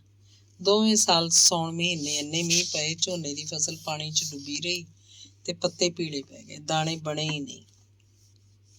ਇਵੇਂ ਹੀ ਦੋਵੇਂ ਸਾਲ ਕਣਕਾਂ ਮਾਰੀਆਂ ਗਈਆਂ। ਪਹਿਲਾਂ ਤਾਂ ਕਰੁੱਤੀਆਂ ਕਣੀਆਂ ਪੈਂਦੀਆਂ ਰਹੀਆਂ, ਫਿਰ ਕਣਕਾਂ ਪੱਕਣ ਤੇ ਆਈਆਂ ਤਾਂ ਬਿਮਾਰੀ ਪੈਂਦੀ ਰਹੀ। ਸਪਰੇਆਂ ਮਾੜੀਆਂ ਸੀ, ਕੋਈ ਅਸਰ ਨਹੀਂ ਹੋਇਆ। ਕੀੜੇ ਮਾਰ ਦਵਾਈਆਂ ਦੀਆਂ ਦੁਕਾਨਾਂ ਤੇ ਇੰਸਪੈਕਟਰ ਛਾਪੇ ਮਾਰਦੇ ਰਹੇ, ਦਵਾਈਆਂ ਦੇ ਸੈਂਪਲ ਭਰਦੇ ਤੇ ਪਿੱਛੋਂ ਪੈਸੇ ਲੈ ਕੇ ਦੁਕਾਨਦਾਰਾਂ ਨੂੰ ਛੱਡ ਦਿੰਦੇ।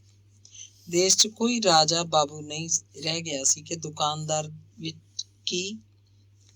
ਕੀ ਦੁਕਾਨਦਾਰ, ਕੀ ਸਰਕਾਰੀ ਮਸ਼ੀਨਰੀ, ਸਭ ਥੈਲੀਆਂ ਭਰਨ ਲਈ ਦਿਨ ਰਾਤ ਇੱਕ ਕਰੀ ਫਿਰਦੇ ਸੀ। ਵੋਟਾਂ ਦਾ ਰਾਜ ਸੀ, ਕੋਈ ਕਿਸੇ ਨੂੰ ਪੁੱਛਦਾ ਨਹੀਂ ਸੀ। ਕਿਸਾਨ ਤਬਾਹ ਹੁੰਦਾ ਜਾ ਰਿਹਾ ਸੀ। ਜੱਟਾਂ ਦੇ ਘਰਾਂ ਤੇ ਮੌਤ ਦੇ ਪੰਛੀ ਮੰਡਲਾਉਂਦੇ ਰਹਿੰਦੇ। ਜ਼ਮੀਨਾਂ ਗਹਿਣੇ ਬੈ ਹੋਣ ਲੱਗੀਆਂ, ਇੱਜ਼ਤਾਂ ਮਿੱਟੀ 'ਚ ਮਿਲ ਰਹੀਆਂ ਸੀ। ਘਰ ਦੇ ਖਰਚੇ ਬੰਦਿਆਂ ਨੂੰ ਖਾਣ ਲੱਗੇ। ਨਤੀਜਾ ਇਹ ਕਿ ਅਗਲੇ 2 ਸਾਲਾਂ 'ਚ ਜਗਰੂਪ ਦੀ 2 ਕਿੱਲੇ ਜ਼ਮੀਨ ਹੋਰ ਬਲਵੰਤ ਦੇ ਹੱਥ ਆ ਗਈ। ਉਹਨਾਂ ਕੋਲ ਅੱਧੀ ਜ਼ਮੀਨ ਰਹਿ ਗਈ। 4 ਕਿੱਲਿਆਂ ਦੇ ਹਿੱਸੇ ਵਿੱਚੋਂ ਦਾਣੇ ਵੀ ਅੱਧੇ ਰਹਿ ਗਏ। ਅੱਧੇ ਵੀ ਨਾ ਰਹੇ। ਹੁਣ ਬਲਵੰਤ ਉਹ ਨਹੀਂ ਰਹਿ ਗਿਆ ਸੀ। ਉਹਦਾ ਇੱਕੋ ਇੱਕ ਨਿਸ਼ਾਨਾ ਸੀ, ਜਗਰੂਪ ਦੀ ਗਹਿਣੇ ਧਰੀ 4 ਕਿੱਲੇ ਉਹ ਬੈਕ ਕਰਵਾ ਕੇ ਆਪਣੇ ਕਬਜ਼ੇ ਹੇਠ ਕਰ ਲਏਗਾ। ਉਹ ਹਰ ਵੇਲੇ ਇਸੇ ਵਿਉਂਤ 'ਚ ਰਹਿੰਦਾ ਕਿ ਗੁਰਮੇਲ ਕੌਰ ਵੱਧ ਤੋਂ ਵੱਧ ਖਰਚ ਕਰੇ ਅਤੇ ਉਹਨਾਂ ਦਾ ਘਰ ਵੱਧ ਤੋਂ ਵੱਧ ਦਿਨੋਂ ਦਿਨ ਤੰਗ ਹੁੰਦਾ ਤੁਰਿਆ ਜਾਵੇ, ਤਾਂ ਕਿ ਉਹ ਤੋਂ ਪੈਸੇ ਲੈਂਦੇ ਰਹਿਣ। ਜ਼ਮੀਨ ਬਹਿ ਲੈਣ ਦੇ ਵਿਚਾਰ ਨਾਲ ਉਹਨਾਂ 4 ਕਿੱਲਿਆਂ ਉੱਤੇ ਰਕਮ ਵਧਾਉਂਦਾ ਤੁਰਿਆ ਜਾਂਦਾ।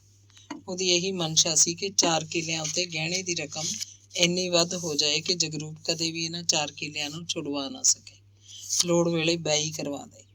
ਇੱਕ ਚਾਲ ਹੋਰ ਚੱਲਣ ਲੱਗਿਆ। ਕਦੇ ਉਹਨਾਂ ਦੇ ਘਰ ਆਉਂਦਾ, 400-500 ਰੁਪਇਆਂ ਦੇ ਨੋਟ ਉਂਝ ਹੀ ਗੁਰਮੇਲ ਕੌਰ ਦੀ ਜੇਬ 'ਚ ਪਾ ਜਾਂਦਾ। ਆਖਦਾ, ਇਹ ਤੇਰੀ ਨਜ਼ਰ ਨਹੀਂ, ਕਿਸੇ ਹਿਸਾਬ ਕਿਤਾਬ 'ਚ ਨਾ ਸਮਝੀ, ਮੈਨੂੰ ਤਾਂ ਤੇਰਾ ਮੋਹ ਹੀ ਬਹੁਤ ਆਉਂਦਾ। ਇਹ ਮੈਂ ਜਮਾਂ ਢਿੱਡੋਂ ਬੋਲਦਾ, ਮੇਰੇ ਕੋਲ ਐਵੇਂ ਗੱਲਾਂ ਨਹੀਂ ਹੈ। ਇੰਨਾ ਆਖ ਕੇ ਉਹ ਗੁਰਮੇਲ ਕੌਰ ਦਾ ਸਿਰ ਆਪਣੇ ਮੋਢੇ ਨਾਲ ਘੁੱਟ ਲੈਂਦਾ। ਗੇਲੋ ਰੋਣ ਲੱਗਦੀ। ਪਤਾ ਨਹੀਂ ਉਹਦੇ ਅੰਦਰੋਂ ਵੀ ਮੋਹ ਦੀਆਂ ਛੱਲਾਂ ਉੱਡਦੀਆਂ ਜਾਂ ਉਹ ਆਪਣੀ ਮਾੜੀ ਕਿਸਮਤ 'ਤੇ ਹੰਝੂ ਕੇਰਦੀ। ਚੰਨਣ ਸੂਹ ਦੇ ਘਰ ਨਾਲ ਉਹਨਾਂ ਦੀ ਹਿੰਮਤ ਸਿੰਘ ਵੇਲੇ ਤੋਂ ਬਣੀ ਆਈ ਸੀ। ਹਮੇਸ਼ਾ ਉਹਨਾਂ ਕੋਲ ਹੀ ਉਹਨਾਂ ਦੀ ਜ਼ਮੀਨ ਹੁੰਦੀ। ਪਹਿਲਾਂ ਬੁੜਿਆਂ ਦੀ ਲਿਹਾਜ਼ ਸੀ, ਫਿਰ ਮੁੰਡਿਆਂ ਦੀ ਹੋ ਗਈ, ਪਰ ਜਦੋਂ ਤੋਂ ਬਲਵੰਤ ਨੇ ਉਹਨਾਂ ਦੀ 4 ਕਿੱਲੇ ਗਹਿਣੇ ਕਰਵਾ ਲਈ ਸੀ, ਉਹ ਬਾਕੀ ਦੀ ਜ਼ਮੀਨ ਦਾ ਹਿੱਸਾ ਸਹੀ ਨਹੀਂ ਦਿੰਦਾ ਸੀ। ਖੇਤ ਵਿੱਚ ਹੀ ਕਿਧਰੇ ਬੇਈਮਾਨੀ ਹੋ ਜਾਂਦੀ। ਜਗਰੂਪ ਕਿਹੜਾ ਆਪ ਹਿੱਸਾ ਲੈਣ ਜਾਂਦਾ। ਗੁਰਮੇਲ ਕੌਰ ਕਿੱਥੇ ਖੇਤਾਂ 'ਚ ਭੌਂਕਦੀ ਫਿਰਦੀ। ਬੰਦਾ ਹੋਵੇ ਤਾਂ ਹਨੇਰੇ ਸਵੇਰੇ ਵੀ ਜਾ ਸਕਦਾ ਸੀ। ਹਿੱਸੇ ਦੇ ਦਾਣੇ ਇੰਨੇ ਆਉਂਦੇ ਨਹੀਂ ਸੀ। ਫਿਰ ਫਸਲਾਂ ਨੂੰ ਤਾਂ ਬਿਮਾਰੀਆਂ ਹੀ ਘੇਰੀ ਰੱਖਦੀਆਂ। ਕੁਦਰਤ ਕਰੂਪ ਹੋਈ ਰਹਿੰਦੀ। ਬਿਜਲੀ ਦੇ ਕੱਟਾਂ ਨੇ ਕਿਸਾਨਾਂ ਨੂੰ ਤਬਾਹੀ ਦੇ ਨੇੜੇ ਲਿਆ ਕੇ ਖੜਾ ਕਰਤਾ। ਬਲਵੰਤ ਹੁਣ ਜਗਰੂਪ ਨੂੰ ਇੱਕਾ ਦੁੱਕਾ ਪੈਸੇ ਦੇਣੋਂ ਵੀ ਹਟ ਗਿਆ। ਉਹਦੇ ਨਾਲ ਹੁਣ ਦਾਰੂ ਵੀ ਨਹੀਂ ਪੀਂਦਾ ਸੀ। ਆਥਣਾ ਨੂੰ ਪਹਿਲਾਂ ਵਾਂਗ ਘਰ ਨਹੀਂ ਆਉਂਦਾ ਸੀ। ਕਦੇ ਦਿਨ ਵੇਲੇ ਗੇੜਾ ਮਾਰਦਾ, ਆਖਦਾ 5-10 ਹਜ਼ਾਰ ਇਕੱਠੀ ਰਕਮ ਗਹਿਣੇ ਵਾਲੇ ਪੈਸਿਆਂ 'ਚ ਲਿਖਵਾਉਣੀ ਹੈ ਤਾਂ ਦੱਸੋ। 5 ਛਿੱਕਾ ਨਹੀਂ ਹੁਣ ਦਿੱਤਾ ਜਾਂਦਾ। ਕਿਹੜਾ ਨਿੱਕੀਆਂ ਨਿੱਕੀਆਂ ਰਕਮਾਂ ਦਾ ਹਿਸਾਬ ਰੱਖਦਾ ਫਿਰੇ। ਸੋ ਜਗਰੂਪ ਮੁੜ ਕੇ ਗੇਲੋ ਦੇ ਗਲ ਪੈ ਗਿਆ। ਪਹਿਲਾਂ ਵਾਂਗ ਹੀ ਕੁੱਟ ਕੇ ਉਹ ਤੋਂ ਪੈਸੇ ਲੈਂਦਾ ਤੇ ਆਪਣਾ ਅਮਲ ਪੂਰਾ ਕਰਦਾ। ਗੇਲੋ ਨੇ ਮੈਸ ਵੇਚਤੀ। 2 ਡੰਗਾਂ ਦੀ ਚਾਹ ਵਾਸਤੇ ਮੁੱਲ ਦਾ ਦੁੱਧ ਲੈਣ ਲੱਗ ਪਈ। ਢੋਲ ਵਾਲੇ ਭਾਈ ਮੋਟਰਸਾਈਕਲ ਦਾ ਖੜਕਾ ਪਾਉਂਦਾ ਆਉਂਦਾ ਤੇ ਕੱਪਾਂ ਨਾਲ ਮਿਣ ਕੇ 1 ਕਿੱਲੋ ਦੁੱਧ ਸਵੇਰੇ ਸਵੇਰੇ ਉਹਨਾਂ ਨੂੰ ਦੇ ਜਾਂਦਾ। ਤੇ ਜਗਰੂਪ ਤਾਂ ਚਾਹ ਪੀਂਦਾ ਹੀ ਨਹੀਂ ਸੀ। ਤੜਕੇ ਪਾਣੀ ਨਾਲ ਫੀਮ ਦਾ ਮਾਵਾ ਚੱਕ ਲੈਂਦਾ। ਮਾਵਾਂ ਧੀਆਂ ਤੋਂ ਚਾਹ ਨੂੰ 1 ਕਿੱਲੋ ਮੁੱਕਦਾ ਨਹੀਂ ਸੀ। ਅਗਲੇ ਸਾਲ ਵਿਸਾਖੀ ਤੋਂ ਬਾਅਦ ਗੇਲੋ ਨੇ ਜ਼ਮੀਨ ਬਦਲ ਦਿੱਤੀ। ਹੋਰ ਕੀ ਕਰਦੀ। ਬਲਵੰਤ ਤਾਂ ਕੱਖ ਵੀ ਪੱਲੇ ਨਹੀਂ ਪਾਉਂਦਾ ਸੀ। ਨੱਥਾ ਸੂਹ ਉਸੇ ਪੱਤੀ 'ਚੋਂ ਸੀ। ਉਹਨਾਂ ਕੋਲ ਟਰੈਕਟਰ ਵੀ ਸੀ।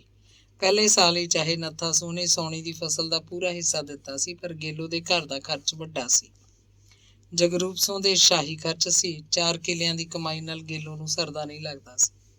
ਉਹ ਧੁਰ ਤੱਕ ਕੰਬ ਕੇ ਨਿਰਣਾ ਕਰਦੀ ਕਿ ਇਸ ਬਲਵੰਤ ਮਾਰੇ ਨਹੀਂ ਮੇਰਾ ਘਰ ਤਬਾਹ ਕੀਤਾ। ਉਹ ਹੁਣ ਜਦੋਂ ਘਰ ਆਉਂਦਾ ਸੀ, ਉਹਨੂੰ ਜ਼ਹਿਰ ਵਰਗਾ ਲੱਗਦਾ। ਕਮਾਲ ਹੈ, ਜ਼ਮੀਨ ਬਦਲਣ ਦਾ ਗਿਲਾ ਕਦੇ ਵੀ ਨਹੀਂ ਕਰਦਾ ਸੀ। ਬਸ ਇੱਕੋ ਕੰਮ ਨੂੰ ਆਉਂਦਾ, ਉਦੋਂ ਆਉਂਦਾ ਜਦੋਂ ਕੁੜੀ ਸਕੂਲ ਗਈ ਹੁੰਦੀ, ਕੀਤੂ ਘਰੇ ਨਾ ਹੁੰਦਾ। ਉਹ ਹਮੇਸ਼ਾ ਬਹਾਨੇ ਮਾਰਦੀ। ਕਦੇ ਆਖਦੀ ਅੱਜ ਮੈਂ ਠੀਕ ਨਹੀਂ, ਕਦੇ ਦੱਸਦੀ ਮੈਨੂੰ ਕੱਲ੍ਹ ਦੇ ਚੱਕਰ ਆਈ ਜਾਂਦੇ ਆ, ਐਵੇਂ ਚਿੱਤ ਹੋਇਆ। ਮੈਨੂੰ ਇਹ ਗੱਲਾਂ ਕੀ ਸੁੱਝਦੀਆਂ ਨੇ। ਕਦੇ ਕਹਿੰਦੀ ਕੀਤੂ ਹੁਣੇ ਆਉਣ ਵਾਲਾ, ਕੀ ਆਖੂਗਾ, ਫਿਰ ਆ ਜਾਈਂ ਕਦੇ। ਪਰ ਉਹ ਕਦੇ ਚੜ੍ਹੇ ਘੋੜੇ ਸਵਾਰ ਆਉਂਦਾ। ਬਸ ਉਵੇਂ ਹੀ ਹਰ ਵਾਰ ਆਖਦੀ ਸੀ, ਤੂੰ ਹੁਣ ਆਇਆ ਨਾ ਕਰ ਬਲਵੰਤ, ਮੇਰੀ ਕੁੜੀ ਜਵਾਨ ਹੋ ਗਈ, ਨਾਲੇ ਆਂਢਣਾ ਗੁਆਂਢਣਾ ਤੇਰੀ ਨਿਗਾਹ ਰੱਖਦੀਆਂ ਨੇ, ਗੱਲੀ ਗੱਲੀ ਮੈਨੂੰ ਬੋਲੀਆਂ ਮਾਰਦੀਆਂ ਰਹਿੰਦੀਆਂ ਨੇ। ਛੱਡ ਪਰੇ, ਹੁਣ ਕੀ ਹੈ ਇਹਨਾਂ ਕੰਮਾਂ 'ਚ, ਵਕਤ ਦੀਆਂ ਗੱਲਾਂ। ਵਕਤ ਨੂੰ ਕੀ ਤੂੰ ਬੁੜੀ ਹੋ ਗਈ ਹੋਣੀ, ਜਾਂ ਮੈਂ ਬੁੜਾ ਹੋ ਗਿਆ। ਉਹ ਹੱਸਣ ਲੱਗਦਾ। ਨਹੀਂ ਠੀਕ ਨਹੀਂ, ਤੂੰ ਬਸ ਆਇਆ ਨਾ ਕਰ। ਇੱਕ ਦਿਨ ਗੇਲੋ ਨੇ ਕਰੜੀ ਹੋ ਕੇ ਆਖਤਾ, ਪਰ ਉਹ ਹਟਦਾ ਨਹੀਂ ਸੀ। ਉਹ ਬਹੁਤ ਕੌਂਸਦੀ। ਕਦੇ ਉਹਦਾ ਜੀਅ ਕਰਦਾ ਕਿ ਉਹ ਸਾਗ ਚੀਰਨ ਵਾਲੇ ਦਾਤ ਨਾਲ ਉਹਦਾ ਗਲ ਵੱਢ ਕੇ ਮਾਰੇ। ਉਹਨੂੰ ਬਲਵੰਤ ਵਿੱਚੋਂ ਗੰਦਾ ਮੁਸ਼ਕ ਮਾਰਨ ਲੱਗਿਆ ਸੀ। ਉਹਨੂੰ ਲੱਗਦਾ ਜਿਵੇਂ ਉਹ ਕਿੱਕਰ ਦੇ ਤੁੱਕਿਆਂ ਵੱਲ ਝਾਕਦਾ ਭੈਂਗਾ ਬੋਕ ਹੋਵੇ।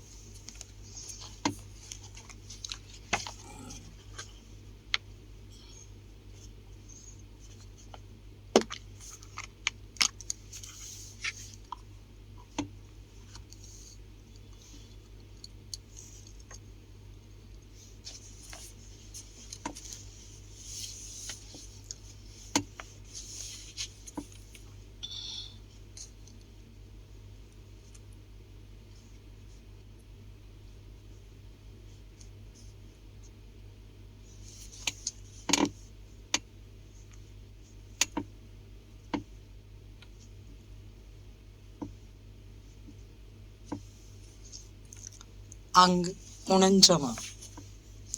ਉਹਨਾਂ ਦੀ ਪੱਤੀ 'ਚੋਂ ਹੀ 5-7 ਘਰ ਛੱਡ ਕੇ ਸੰਤੂ ਗੰਜੇ ਦੀ ਨੂੰਹ ਸ਼ਿੰਦਰ ਚੌਥੇ ਪੰਜਵੇਂ ਦਿਨ ਹੀ ਬਠਿੰਡੇ ਨੂੰ ਜਾਂਦੀ ਸੀ।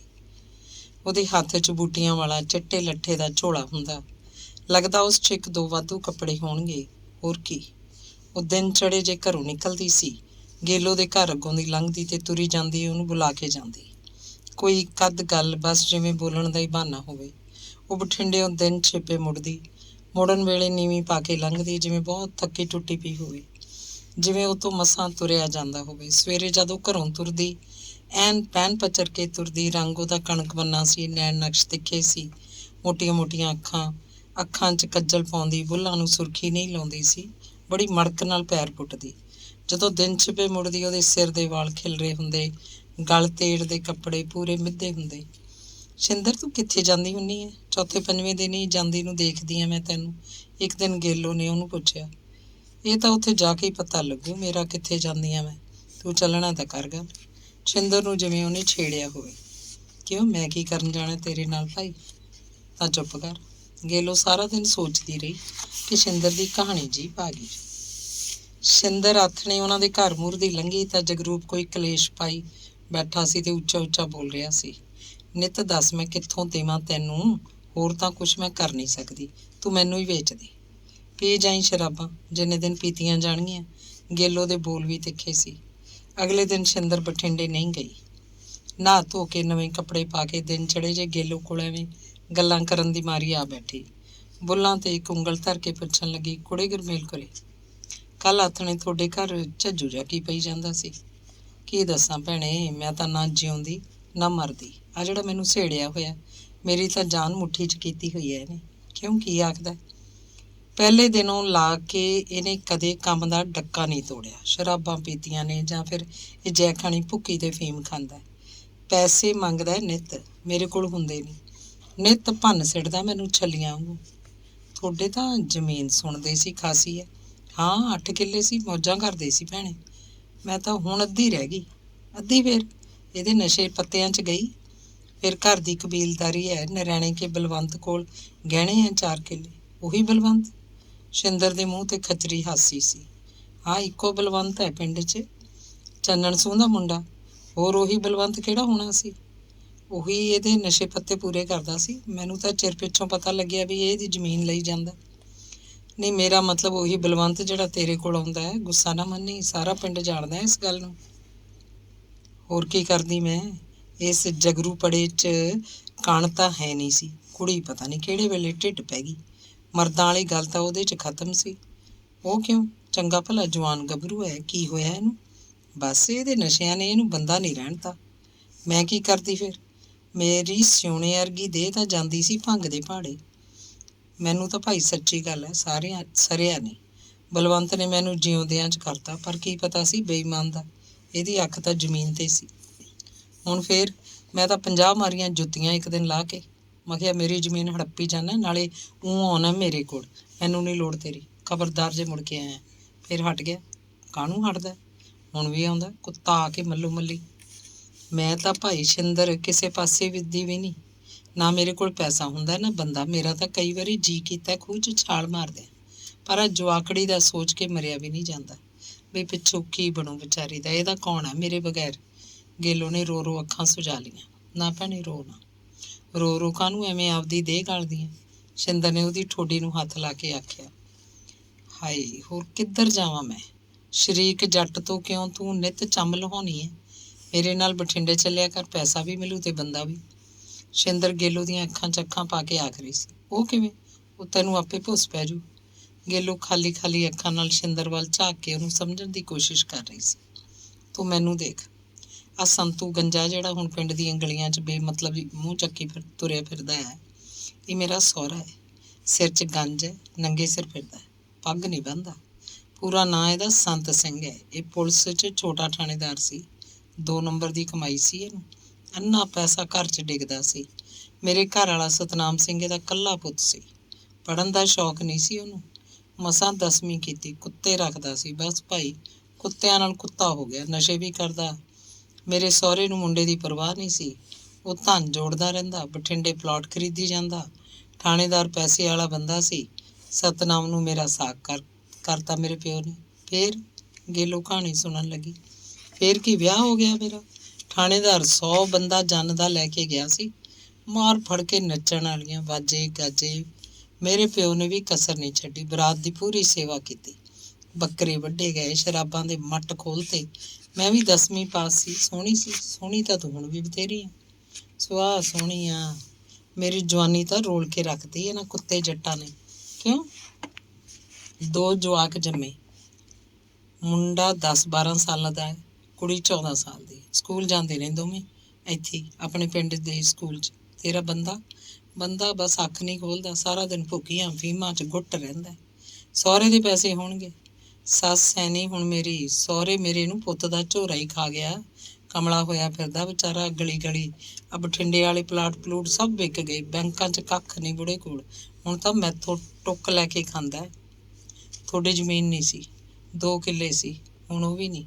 ਬੈ ਕਰਤੀ ਬੁੜੇ ਨੇ। ਸਤਨਾਮ ਨੇ ਕਰਾਈ ਹੈ ਬੈ। ਹਾਏ ਹਾਏ, ਤੂੰ ਮੇਰੇ ਨਾਲ ਵੀ ਔਖੀ ਹੈ ਭੈਣੇ। ਫਿਰ ਕਿਵੇਂ ਕਰਦੀ ਹੈ? ਕਰਨਾ ਕੀ ਸੀ, ਬਸ ਬਠਿੰਡੇ ਜਾਂਦੀ ਹਾਂ, ਆਪਣੇ ਜਵਾਕ ਪਾਲਦੀ ਹਾਂ, ਘਰ ਵਾਲੇ ਦਾ ਢਿੱਡ ਪੂਰਾ ਕਰਦੀ ਹਾਂ, ਸਹੁਰੇ ਦਾ ਬੁਢਾਪਾ ਸਾਂਭਦੀ ਹਾਂ। ਕਦੇ 500 ਮਿਲ ਜਾਂਦਾ ਹੈ, ਕਦੇ 700, ਕਦੇ 1000 ਵੀ। ਗੇਲੂ ਸੋਚਾਂ 'ਚ ਡੂੰਘੀ ਉਤਰ ਗਈ। ਉਹਦੇ ਪੱਲੇ ਨਾ ਹਾਂ ਸੀ ਨਾ, ਜਿਵੇਂ ਵਕਤ ਦੀ ਸੂਈ ਖਿਲਾ 'ਚ ਲਟਕ ਕੇ ਰਹਿ ਗਈ ਹੋਵੇ। ਤੂੰ ਚੱਲ ਕੱਲ ਨੂੰ ਮੇਰੇ ਨਾਲ। 2 ਘੰਟਿਆਂ ਦੀ ਗੱਲ ਹੈ। ਘਰ ਬਹਿ ਕੇ ਅੱਖਾਂ 'ਚ ਪਾਣੀ ਵਗਾਉਣ ਦਾ ਕੋਈ ਲਾਭ ਨਹੀਂ। ਇਹ ਦੁਨੀਆ ਹੈ ਭੈਣੇ, ਜਿਵੇਂ ਬਾਜਾ ਵੱਜਦਾ ਵਜਾਓ। ਅੰਗ ਪੰਜਾਵਾਂ। ਬਠਿੰਡੇ ਦੇ ਥਰਮਲ ਪਲਾਂਟ ਏਰੀਆ 'ਚ ਨਵੀਂ ਬਸਤੀ ਪ੍ਰੇਮ ਨਗਰ 'ਚ ਗੁਲਾਬੋ ਦਾ ਘਰ ਸੀ। ਇਹ ਮਕਾਨ ਮੇਨ ਸੜਕ ਉੱਤੇ ਨਹੀਂ ਸੀ। ਦੂਰ ਪਰਾਂ ਘਰਾਂ ਵਿੱਚ ਘਰ ਗੁਆਚਿਆ ਜਿਹਾ ਘਰ ਸੀ। ਇੱਕ ਬੰਦ ਗਲੀ ਦਾ ਆਖਰੀ ਮਕਾਨ, ਜਿਹਦਾ ਬਾਰ ਇੱਕ ਘਚੋਰ 'ਚ ਜਾ ਕੇ ਖੁੱਲ੍ਹਦਾ ਸੀ। ਪਤਾ ਵੀ ਨਹੀਂ ਲੱਗਦਾ ਸੀ ਇੱਧਰ ਕੋਈ ਮਕਾਨ ਵੀ ਹੈ ਜਾਂ ਨਹੀਂ। ਮਕਾਨ ਅੰਦਰ 3 ਛੋਟੇ ਕਮਰੇ ਸੀ। ਇੱਕ ਪਾਸੇ ਰਸੋਈ, ਗੁਸਲਖਾਨਾ। 3 ਕਮਰਿਆਂ ਅੱਗੇ ਇੱਕ ਲੰਮਾ ਵਰਾਂਡਾ ਸੀ, ਜੋ ਬਹੁਤਾ ਚੌੜਾ ਨਹੀਂ ਸੀ। ਬਸ ਮੀਂਹ ਤੇ ਧੁੱਪ ਨੂੰ ਕਮਰੇ ਅੰਦਰ ਨਹੀਂ ਜਾਣ ਦਿੰਦਾ ਸੀ। ਸਿਰੇ ਵਾਲੇ ਕਮਰੇ 'ਚ ਗੁਲਾਬੋ ਦੀ ਆਪਣੀ ਰਿਹਾਇਸ਼ ਸੀ। ਵਿਚਕਾਰਲੇ ਕਮਰੇ 'ਚ ਇੱਕ ਡਬਲ ਬੈੱਡ ਲੱਗਿਆ ਸੀ, ਜਿਹਦੀ ਚਾਦਰ ਨਿੱਤ ਬਦਲੀ ਜਾਂਦੀ। 2 ਛੋਟੇ ਸਿਰਹਾਣੇ। ਕਮਰੇ ਅੰਦਰ ਇੱਕ ਛੋਟਾ ਬਾਥਰੂਮ ਸੀ। ਇਸ ਬਾਥਰੂਮ ਦੇ ਨਾਲ ਹੀ ਲੋਹੇ ਦਾ ਉੱਚਾ ਲੰਮਾ ਹੈਂਗਰ ਸੀ, ਜਿਸ ਤੇ 6-7 ਛੋਟੇ ਤੌਲੀਏ ਲਟਕ ਰਹੇ। ਹੱਥ ਪੂੰਝਣ ਨੂੰ ਵੱਡਾ ਤੌਲੀਆ ਸੀ। ਤੀਜੇ ਕਮਰੇ 'ਚ ਕੁਰਸੀਆਂ ਸੀ। ਇੱਕ ਛੋਟਾ ਮੇਜ਼ ਸੀ। ਇੱਕ ਸਿੰਗਲ ਬੈੱਡ, ਜਿਹਦੀ ਚਾਦਰ ਉਹੀ ਰਹਿੰਦੀ। ਫੁੱਲਦਾਰ ਕੱਪੜੇ ਦੇ ਗਿਲਾਫ ਵਾਲਾ ਵੱਡਾ ਸਿਰਹਾਣਾ ਪਿਆ ਰਹਿੰਦਾ। ਸ਼ਿੰਗਾਰਦਾਨ ਸੀ, ਜਿਸ 'ਚ ਆਦਮਕਦ ਸ਼ੀਸ਼ਾ ਫਿੱਟ ਸੀ। ਗੁਲਾਬੋ ਦਾ ਕਾਰੋਬਾਰ ਸਵੇਰੇ ਸ਼ੁਰੂ ਹੋ ਜਾਂਦਾ। ਰਾਤ 10-12 ਵਜੇ ਤੱਕ ਇਹ ਸਿਲਸਿਲਾ ਜਾਰੀ ਰਹਿੰਦਾ। ਆਉਣ ਵਾਲਾ ਪਹਿਲਾਂ ਗੁਲਾਬੋ ਦੇ ਕਮਰੇ 'ਚ ਆ ਕੇ ਬੈਠਦਾ। ਤੀਜੇ ਨੰਬਰ ਦੇ ਕਮਰੇ 'ਚ ਇੱਕ ਬੁੱਢੀ ਮਾਈ ਗਾਹਕ ਦੀ ਪਸੰਦ ਨੂੰ ਬੁਲਾ ਕੇ ਲਿਆਉਂਦੀ ਤੇ ਸੌਦਾ ਤੈਅ ਹੋ ਜਾਂਦਾ। ਡਬਲ ਬੈੱਡ ਵਾਲਾ ਵਿਚਕਾਰਲਾ ਕਮਰਾ ਉਹਨਾਂ ਲਈ ਰਾਖਵਾਂ ਕਰਤਾ ਜਾਂਦਾ। ਅੱਧਾ ਘੰਟਾ, 1 ਘੰਟਾ, 1.5 ਘੰਟਾ, 2 ਘੰਟੇ ਵੀ। ਪਸੰਦ ਦੇ ਨਾਲ ਵਕਤ ਦਾ ਮੁੱਲ ਵੀ ਸੀ। ਗਾਹਕ ਇਮਾਨਦਾਰ ਸੀ, ਜਾਣ ਪਛਾਣ ਵਾਲੇ ਸੀ। ਤੈਅ ਕੀਤੇ ਪੈਸੇ ਗੁਲਾਬੋ ਨੂੰ ਦੇ ਕੇ ਘਰੋਂ ਬਾਹਰ ਨਿਕਲਦੇ। ਗੁਲਾਬੋ ਆਪ ਵੀ ਤਾਂ ਇਮਾਨਦਾਰ ਸੀ। ਉਹ ਕਿਸੇ ਦਾ ਹੱਕ ਨਹੀਂ ਮਾਰਦੀ ਸੀ। 2 ਹਿੱਸੇ ਆਪ ਰੱਖਦੀ, 3 ਹਿੱਸੇ ਅਗਲੀ ਦੇ। ਮਕਾਨ ਅੰਦਰ ਕਿਧਰੇ ਵੀ ਬੈਠ ਕੇ ਸ਼ਰਾਬ ਪੀਣ ਦੀ ਪੂਰੀ ਮਨਾਹੀ ਸੀ। ਹਾਂ, ਬਾਹਰੋਂ ਕੋਈ ਕਿੰਨੀ ਪੀ ਕੇ ਆ ਜਾਏ, ਇਹ ਕੋਈ ਰੋਕ ਟੋਕ ਨਹੀਂ ਸੀ। ਉੱਥੇ ਬਹਿ ਕੇ ਸ਼ਰਾਬ ਪੀਣ ਨੇ ਕਈ ਟੰਟੇ ਖੜੇ ਕਰਤੇ ਸੀ। ਇਸ ਲਈ ਗੁਲਾਬੋ ਨੇ ਸ਼ਰਾਬ ਪੀਣ ਦਾ ਰਿਵਾਜ ਹੀ ਖਤਮ ਕਰਤਾ। ਗੁਲਾਬੋ 60 ਸਾਲ ਦੀ ਬੁੱਢੀ ਤੀਵੀਂ ਸੀ। ਉਹ ਇਹਨਾਂ ਪਿੰਡਾਂ ਦੀ ਨਹੀਂ ਸੀ। ਉਧਰ ਅੰਮ੍ਰਿਤਸਰ ਦੇ ਇਲਾਕੇ 'ਚ ਕਿਧਰੋਂ ਆਈ ਸੀ। ਜਦੋਂ 30-35 ਸਾਲ ਦੀ ਸੀ, ਆਪ ਵੀ ਇਹੀ ਕੰਮ ਕਰਦੀ ਹੁੰਦੀ। ਟਰੱਕਾਂ ਦੇ ਡਰਾਈਵਰ ਉਹਨੂੰ ਉੱਧਰੋਂ ਕਿਸੇ ਸੜਕ ਢਾਬੇ ਤੋਂ ਚੁੱਕ ਲਿਆਏ ਸੀ। ਇੱਧਰ ਬਠਿੰਡੇ ਵੱਲ ਆ ਕੇ ਉਹ ਇੱਧਰ ਦੀ ਹੋ ਗਈ। ਟਰੱਕ ਡਰਾਈਵਰਾਂ ਕੋਲ ਫਿਰਦੀ ਰਹਿੰਦੀ, ਰਾਤਾਂ ਕੱਟਦੀ, ਐਸ਼ ਕਰਦੀ। ਟਰੱਕਾਂ ਵਾਲੇ ਉਹਨੂੰ 5-7 ਦਿਨਾਂ ਲਈ ਕਲਕੱਤੇ, ਬੰਬਈ ਦਾ ਚੱਕਰ ਲਾਉਣ ਨਾਲ ਹੀ ਲੈ ਜਾਂਦੇ। ਉਹ ਗੁਲਾਬੋ ਨੂੰ ਗੁਲਾਬ ਦੇ ਫੁੱਲ ਵਾਂਗ ਹੀ ਸਾਂਭ ਰੱਖਦੇ। ਉਹ ਸ਼ਰਾਬ ਪੀਂਦੀ ਸੀ। ਡਰਾਈਵਰ ਉਹਨੂੰ ਪੂਰਾ ਖਾਣ ਪੀਣ ਨੂੰ ਦਿੰਦੇ, ਨਵਾਂ ਸੂਟ, ਨਵੀਂ ਰਕਾਬੀ ਲੈ ਕੇ ਦਿੰਦੇ। ਉਹਨਾਂ ਦੀ ਆਪਣੀ ਤੀਵੀਂ ਸੀ, ਕੋਈ ਗੈਰ ਨਹੀਂ ਸੀ। ਜਦੋਂ ਉਤਾਰ ਉਮਰ ਹੋ ਗਈ, ਆਮ ਗਾਹਕਾਂ ਦੀ ਪਸੰਦ ਵੀ ਨਾ ਰਹੀ, ਤਾਂ ਆਪ ਅੱਡਾ ਖੋਲ੍ਹ ਕੇ ਬਹਿ ਗਈ। ਅਸਲ 'ਚ ਤਾਂ ਉਹਦੇ ਪੁਰਾਣੇ ਗਾਹਕਾਂ ਨੇ ਉਹ ਤੋਂ ਇਹ ਅੱਡਾ ਚਲਵਾਇਆ ਸੀ। ਉਹਨਾਂ ਨੂੰ ਆਪ ਜ਼ਰੂਰਤ ਸੀ। ਉਹ ਨਵੀਆਂ ਚੀਜ਼ਾਂ ਦੀ ਭਾਲ 'ਚ ਰਹਿੰਦੇ। ਗੁਲਾਬੋ ਦਾ ਸਰੀਰ ਤਾਂਬੇ ਰੰਗਾ, ਮੋਟੀਆਂ ਮੱਝ ਜਿਹੀਆਂ ਅੱਖਾਂ, ਸਿਰ ਦੇ ਵਾਲ ਹਮੇਸ਼ਾ ਰੰਗ ਕੇ ਰੱਖਦੀ। ਉਹਦੇ ਦੋਵੇਂ ਹੱਥਾਂ 'ਚ ਨਗਾਂ ਵਾਲੀਆਂ ਸੋਨੇ ਦੀਆਂ ਛਾਪਾਂ ਸੀ। ਕੰਨਾਂ 'ਚ ਵੱਡੀਆਂ ਗੋਲ ਵਾਲੀਆਂ, ਨੱਕ 'ਚ ਬਾਜੀਗਰਨੀਆਂ ਵਾਲੀ ਵੱਡੀ ਗੋਲ ਤੀਲੀ ਸੀ। ਇਸ ਉਮਰ 'ਚ ਆ ਕੇ ਉਹਦਾ ਸਰੀਰ ਪੂਰਾ ਭਰ ਗਿਆ ਸੀ, ਗੋਡਿਆਂ ਨੂੰ ਹੱਥ ਪਾ ਕੇ ਖੜੀ ਹੁੰਦੀ। 30-35 ਸਾਲ ਦੀ ਉਮਰ 'ਚ ਤਾਂ ਉਹ ਪਤਲੀ ਸੀ, ਨਿਰੀ ਚਮਕਦੀ ਚਮਕ। ਉਹਦੀ ਬੋਲਬਾਣੀ 'ਚ ਅੰਗਰੇਜ਼ੀ ਤੇ ਉਰਦੂ ਦੇ ਸ਼ਬਦ ਸੀ। ਤਹਿਜ਼ੀਬ ਨਾਲ ਗੱਲ ਕਰਦੀ, ਗੱਲਾਂ ਗੱਲਾਂ 'ਚ ਹੀ ਗਾਹਕ ਨੂੰ ਬੰਨ੍ਹ ਕੇ ਬਿਠਾ ਲੈਂਦੀ। ਐਨ ਤਾਅ 'ਚ ਆ ਕੇ ਉਹ ਗੱਲਬਾਤ 'ਚ ਕਾਮੁਕ ਦ੍ਰਿਸ਼ਾਂ ਦੇ ਪਟਾਕੇ ਪਾਉਂਦੀ। ਉਹਦੀਆਂ ਗੱਲਾਂ ਸੁਣ ਕੇ ਬੰਦਾ ਖੜਾ ਖੜੋਤਾ ਪੰਗਰ ਪੰਗਰ ਜਾਂਦਾ। ਗੁਲਾਬੋ ਕੋਲ ਤਰ੍ਹਾਂ ਤਰ੍ਹਾਂ ਦਾ ਮਾਲ ਸੀ। ਹੱਥਾਂ 'ਚ ਕਿਤਾਬ ਕਾਪੀ ਜੀ ਫੜ ਕੇ 20-25 ਸਾਲ ਦੀਆਂ ਨਵੀਆਂ ਕੁੜੀਆਂ ਵੀ ਆਉਂਦੀਆਂ, 25-30 ਸਾਲਾਂ ਦੀਆਂ ਕੁੜੀਆਂ ਵੀ, ਜਿਨ੍ਹਾਂ ਦੇ ਹੱਥਾਂ 'ਚ ਕਾਲੇ ਪਰਸ ਹੁੰਦੇ। ਪਰਸਾਂ 'ਚ ਮੋਬਾਈਲ। ਗੁਲਾਬੋ ਕੋਲ 5 ਮੋਬਾਈਲ ਸੀ, ਜਿਨ੍ਹਾਂ ਦੇ ਅੱਡ ਅੱਡ ਨੰਬਰ ਸੀ। ਉੱਥੇ 30-35 ਸਾਲਾਂ ਦੀਆਂ ਭਰ ਜਵਾਨ ਔਰਤਾਂ ਆਉਂਦੀਆਂ, 40-42 ਸਾਲ ਦੀਆਂ ਪਕਰੋਟ ਤੀਵੀਆਂ ਵੀ। ਇੱਥੇ ਆ ਕੇ ਉਮਰਾਂ ਦਾ ਮੁੱਲ ਨਹੀਂ ਸੀ ਪੈਂਦਾ, ਅਦਾਇਗੀ ਦਾ ਮੁੱਲ ਵੀ ਸੀ। ਕਦੇ ਕੋਈ ਵੱਡੀ ਉਮਰ ਦੀ ਔਰਤ ਵੀ ਬੰਦੇ ਨੂੰ ਮੁੜਕੋ ਮੁੜਕੀ ਕਰ ਦਿੰਦੀ ਸੀ।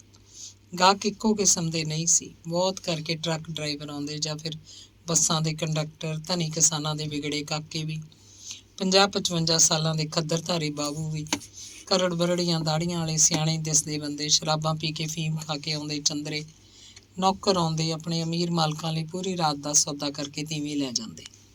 ਜੀਪ ਜਾਂ ਕਾਰ ਲੈ ਕੇ ਆਉਂਦੇ ਸੀ। ਇਹ ਨੌਕਰ ਚਾਕਰ ਗੁਲਾਬੋ ਦੇ ਜਾਣੇ ਪਛਾਣੇ ਸੀ, ਜਿਨ੍ਹਾਂ ਦੇ ਮਾਲਕਾਂ ਤੋਂ ਕੋਈ ਖਤਰਾ ਨਹੀਂ ਹੁੰਦਾ ਸੀ। ਪੂਰੀ ਰਾਤ ਰਹਿ ਕੇ ਆਈ ਔਰਤ ਦਾ ਪਰਸ ਨੋਟਾਂ ਨਾਲ ਭਰਿਆ ਹੁੰਦਾ ਤੇ ਇਮਾਨਦਾਰੀ ਨਾਲ ਗੁਲਾਬੋ ਦਾ ਹਿੱਸਾ ਦੇ ਕੇ ਜਾਂਦੀ।